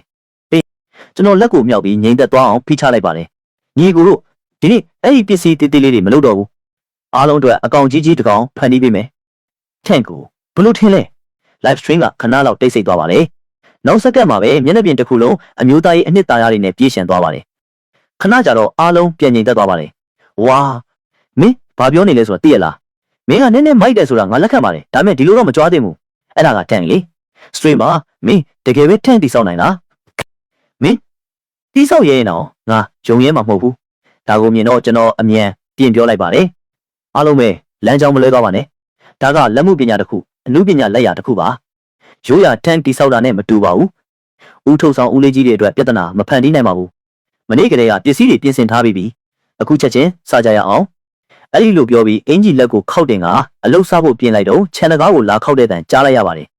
ဒီအတန်ကိုကြားတော့ကျွန်တော်မှာ PTSD စိတ်တန်ရာနည်းနည်းရသွားတယ်ဒါပေမဲ့အချိန်ကိုကြည့်လိုက်တော့ကျွန်တော်တကားဝကိုလာတယ်ဆိုရင်တော့ဒီလောက်မြ мян မရောက်တင်ဘူးလေအဲ့ဒီလိုတွေးပြီးအပြေးကလေးသွားကတကားကိုဖွင့်လိုက်ပါတယ်အပြင်မှာစစ်ဝတ်စုံဝတ်ထားတဲ့အကိုကြီးတယောက်ရက်နေပါတယ်ချက်ထဲကကြီးစုသူတွေချက်ချင်းစိတ်လှုပ်ရှားသွားကြပါတယ်စစ်တပ်ရောရဲရောရောက်လာပြီစထရီမာမင်းထပ်ပြီးဝင်ရအောင်မဲ့ပုံပဲအဲ့ဒါကတန့်လေစထရီမာမင်းတကယ်ပဲထန့်တိဆောက်နိုင်လားမင်းတိဆောက်ရရင်တော့ငါရုံရဲမှာမဟုတ်ဘူးမင်းတို့ကအရင်ရက်ဆက်တာပဲစထရီမာကသူ့ဘဝမှာလုပ်ခဲ့မှုတဲ့မကောင်းတာတွေအကုန်လုံးကိုအခုပြန်စဉ်းစားနေလောက်ပြီလို့ငါလောင်းရဲတယ်တကယ်ပဲနတီဇန်တွေတွေးသလိုပါပဲကျွန်တော်ဘဝကမျက်စိရှိမှနှစ်ကြိမ်တောင်ဖြတ်ပြေးသွားပေမဲ့အင်အားကြီးအဖွဲ့အစည်းနှစ်ခုကပူးပေါင်းပြီးလာဖမ်းလောက်တဲ့အထိကျူးလွန်ခဲ့တဲ့ပြစ်မှုမျိုးကိုကျွန်တော်ရှာမတွေ့ခဲ့ပါဘူးတတွေကိုခက်ခက်ခဲခဲမျိုးချပြီးတတိနဲ့မေးလိုက်ပါတယ်ဘသူ့ကိုရှာနေတာလဲဒါကိုမြင်တော့ရှင်ကျင်းရန်ကအလင်းစလိုပြောလိုက်ပါတယ်ရဲဘော်ဆွေ၍စိတ်လှရှားနေဖို့မလိုပါဘူးကျွန်တော်ကလုံကူတုတေသနာ Institute ရဲ့ဒုတိယညွှန်ကြားရေးမှူးရှင်ကျင်းရန်ပါဒါကကျွန်တော်ကိုဒီကိုလိုက်ပို့ပေးတဲ့ရဲဘော်လူကျန်ပါစကားပြောဖို့အထဲဝင်လို့ရမလားကျွန်တော်အမြန်သဘောတူလိုက်ပြီးသူတို့၃ယောက်လုံးကိုအထဲဝင်ပြုလိုက်ပါတယ်ကျွန်တော်ကိုရှာနေတာလားရှင်ကျင်းရန်ကခြံထဲမှာရက်ပြီးဟိုဒီကြည့်လိုက်ရမှာကျွန်တော်ရဲ့ streaming ဖုန်းကိုမြင်သွားပြီးမေးပါတယ်အခု live stream ကိုပိတ်လိုက်ဖို့အဆင်ပြေမလားကျွန်တော်အချိန်ချင်းခေါင်းညိတ်ပြီးဖုန်းစီကိုရှောက်သွားလိုက်ပါတယ်ချက်တဲကအော်ဟစ်နေတဲ့မှတ်ချက်တွေကိုကြည့်ပြီးရှင်းပြဖို့တော့အချိန်မရပဲ stream ကိုတိုက်ရိုက်ပိတ်ပစ်လိုက်ပါတယ်ဒါကိုမြင်တော့ရှင်ချင်းရန်ကသူ့ရဲ့လက်ဆွဲအိတ်ထဲကနေကြိုးကိုထုတ်ယူလိုက်ပါတယ်ဒီကြိုးအတွက်ဒီနေ့အထူးခီးစဉ်အနေနဲ့လာခဲ့တာပါကျွန်တော်ခံမှန်းချက်တာမှန်ရင်ဒီကြိုးကိုလည်းမင်းမဲ့လက်နဲ့ဖန်တီးထားတာမဟုတ်လားကျွန်တော်ခဏလောက်တွေ့ဝေသွားပြီးခေါင်းညိတ်လိုက်ပါတယ်ရှင်ချင်းရန်ကတပ်ပြင်းတစ်ချက်ချပြီးပြုံးလိုက်ပါတယ်ဒီလိုပါဒီကြိုးကိုပိုးထူအောင်လုပ်ပေးနိုင်မလားဒါကိုကြားတော့ကျွန်တော်လည်းတပြင်းရှည်ကြီးတစ်ခုချလိုက်ပါတယ်ဒါလေးတွေ့လားအစကတည်းကပြောတင်တာပေါ့ကျွန်တော်ကိုလမ်းတေအောင်လုပ်လိုက်တာပဲကျွန်တော်တုံ့ပြန်မှုကိုမြင်တော့ရှင်ချင်းရန်ကဝမ်းသာသွားပြီးကျိုးရဲ့အသုံးဝင်ပုံကိုကျွန်တော်ကိုရှင်းပြပါတယ်နားထောင်ရင်ကျွန်တော်စွန့်အောင်သွားပါတယ်လေရင်တင်သင်းပေါ်ဖမ်းဆီးထိန်းချုပ်ရေးကြီးอ่ะဦးလေးကြီးနောက်နေတာမဟုတ်ပါဘူးနော်ရှင်ချင်းရန်မဖြေခင်မှာပဲလီဂျန်ဘင်းကဝင်ပြောပါတယ်ဒီကောင်စုပ်လေဘာအထိပ္ပယ်မရှိတာတွေပြောနေရလဲဒူးညွန်ကြရဲ့မှုရှင်ကမင်းကိုနောက်ဖို့ဒီလောက်အဝေးကြီးလာခဲ့တယ်လို့ထင်နေတာလားရှင်ချင်းရန်ကစိတ်လှုပ်ရှားစွာနဲ့ခေါင်းငိမ့်လိုက်ပါတယ်ဒီလောက်ချိုးချိုးမွေ့မွေ့ဖြစ်သွားမယ်လို့သူမမျှော်လင့်ထားခဲ့တာမို့ချက်ချင်းပဲဂရိပေးလိုက်ပါတယ်ကောင်းပြီကျိုးကစမ်းချိန်ပြီးရင်ပိုစုကြီးတွေနဲ့ဂုံပြုစုတွေကတေချာပေါက်ရော့မှာမဟုတ်ပါဘူးကျွန်တော်ဂယုမဆိုင်တယ်လို့လက်ကိုဝှေ့ရမ်းပြလိုက်ပါတယ်ဒါတွေကအသေးအဖွဲကိစ္စတွေပါကျိုးလို့ယုံလေးပဲလေအဲ့ဒီနောက်ရှင်ချင်းရန်နဲ့တခြားသူတွေကိုအလုပ်ယုံနဲ့ခေါ်သွားပြီးရစ်ပတ်ဆက်ကိုဆွဲထုတ်ကရက်ဖို့ပြင်ဆင်လိုက်ပါတယ်ရှင်ချင်းရန်ကခဏလောက်တုံဆိုင်သွားပြီးတိုးတိုးလေးမေးပါတယ်ရဲဘော်လေးဗီဒီယိုရိုက်လို့ရမလားရှာတာပေါ့ကျိုးရတာလေးပဲပြောဝဲချက်မှမဟုတ်တာပြီးတော့ဒီကျိုးရဲ့ရက်လုတ်တဲ့နီးပညာကထူးခြားပေမဲ့မခက်ပါဘူးပစ္စည်းပိုင်းကတော့တကယ်ကိုကျွန်တော်ကိုထုံကျင်သွားစေတယ်အဲ့ဒါကိုသိဖို့တပတ်နီးပါကြာခဲ့တယ်လက်ကအလုံးရှုံနေရင်ပါဇက်ကနေလည်းညီးတွားနေလိုက်ပါတယ်ဘာမှမှားယွင်းနေတယ်လို့မခံစားရပဲရှင်ချင်းရန်ကျွန်တော်အပေါ်ထားရှိတဲ့အကြည့်တွေကတဖြည်းဖြည်းပြင်းပြလာတယ်ဆိုတာကိုလုံးဝသတိမထားမိခဲ့ပါဘူးရက်လုတ်တဲ့လုပ်ငန်းစဉ်ကကျွန်တော်မျက်စိထဲမှာတော့ခက်တယ်လို့မသတ်မှတ်ပါဘူးရှင်ချင်းရန်ကပိုးထူအောင်လုပ်ခိုင်းတာကြောင့်ရက်ရတာနည်းနည်းနှေးသွားရုံလေးပါမကြခင်မှာပဲ90စင်တီမီတာရှိတဲ့ကြိုးကိုအပြည့်အဝရက်လုတ်ပြီးသွားပါတယ်ရှင်ချင်းရန်ကကြိုးကိုစိတ်လှုပ်ရှားစွာနဲ့ကင်ထားပါတယ်ရဲဘော်လေးမင်းရဲ့အကျိုးစားမှုအတွက်ကျေးဇူးတင်ပါတယ်ဒီကြိုးကိုစမ်းသပ်ဖို့အရင်ယူသွားလိုက်မယ်အချက်လက်တွေထွက်လာတာနဲ့မင်းကိုအကြောင်းကြားမယ်ဒီတစ်ခါမင်းကငါတို့ကိုအများကြီးကူညီပေးခဲ့တယ်တေးဖွဲကိစ္စပါနောက်အကူအညီလိုတာရှိရင်တာပြောပါရှင်ချင်းရန်ကကြိုးကိုတေးချသိမ်းဆီးလိုက်ပါတယ်ပြီးတော့စကားလမ်းကြောင်းပြောင်းလိုက်ပါတယ်မနေ့ကမင်း drone လုပ်တဲ့ live stream ကိုငါကြည့်ခဲ့တယ်အဲ့ဒါလေးတစ်ချက်လောက်ကြည့်ခွင့်ရမလားကျွန်တော်ရှုပ်ထွေးသွားပြီးထုတ်ပိုးပြီးပို့ဖို့ပြင်ဆင်နေတဲ့ drone ကိုပို့ဆောင်ရေးပုံထဲကနေထုတ်ယူလိုက်ပါတယ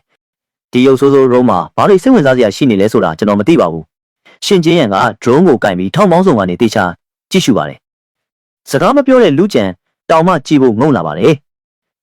်အတော်ကြာပြီးနောက်ရှင်ချင်းရန်ကမေးပါတယ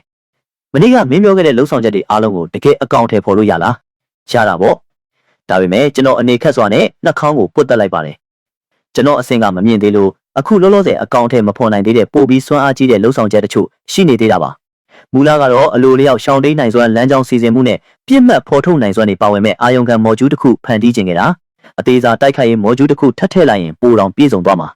ဒီလိုပြောရင်နောင်တရတယ်လို့ခေါင်းခါလိုက်ပါတယ်နှမျောစရာပဲဘေးမှာရက်နေတဲ့ရှင်ချင်းရန်နဲ့လူကျန်တို့ကတော့စွန့်သွားကြပါပြီလူကျန်ကျွန်တော်ကိုကြည့်တဲ့အကြည့်တွေကအဆက်မပြတ်ပြောင်းလဲနေပါတယ် ဒီလိုအရေးချင်းမျိုးကိုစစ်တပ်ထဲရောက်အောင်နီးလန်းရှာရမယ်ရှင်ချင်းရန်က drone ကိုစိတ်အားထက်သန်စွာစိုက်ကြည့်နေပါတယ်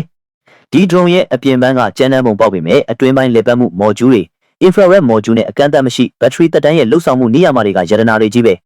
ဒီဇီဝပုံတူ drone ကိုသာစစ်မြေပြင်မှာချထားလိုက်ရင်စစ်ပွဲရဲ့အခင်းချင်းကိုပြောင်းလဲပစ်နိုင်တဲ့အရာတစ်ခုတေချာပေါက်ဖြစ်လာမှာပဲဒါကိုကြားတော့ကျွန်တော်နှလုံးသားတစ်ချက်ခုန်သွားပါတယ်စစ်မြေပြင်မှာချထားမယ်ဆိုလိုရင်းကဒါကြီးကိုထပ်ပေးရတော့မယ်ပေါ့ဒါကိုတွေးပြီးကျွန်တော်အမြန်ပြောလိုက်ပါတယ်ခေါင်းဆောင်ကြီးဒီပစ္စည်းကကျွန်တော်ရဲ့ top donator ကတီးတန့်မှာထားတာပါ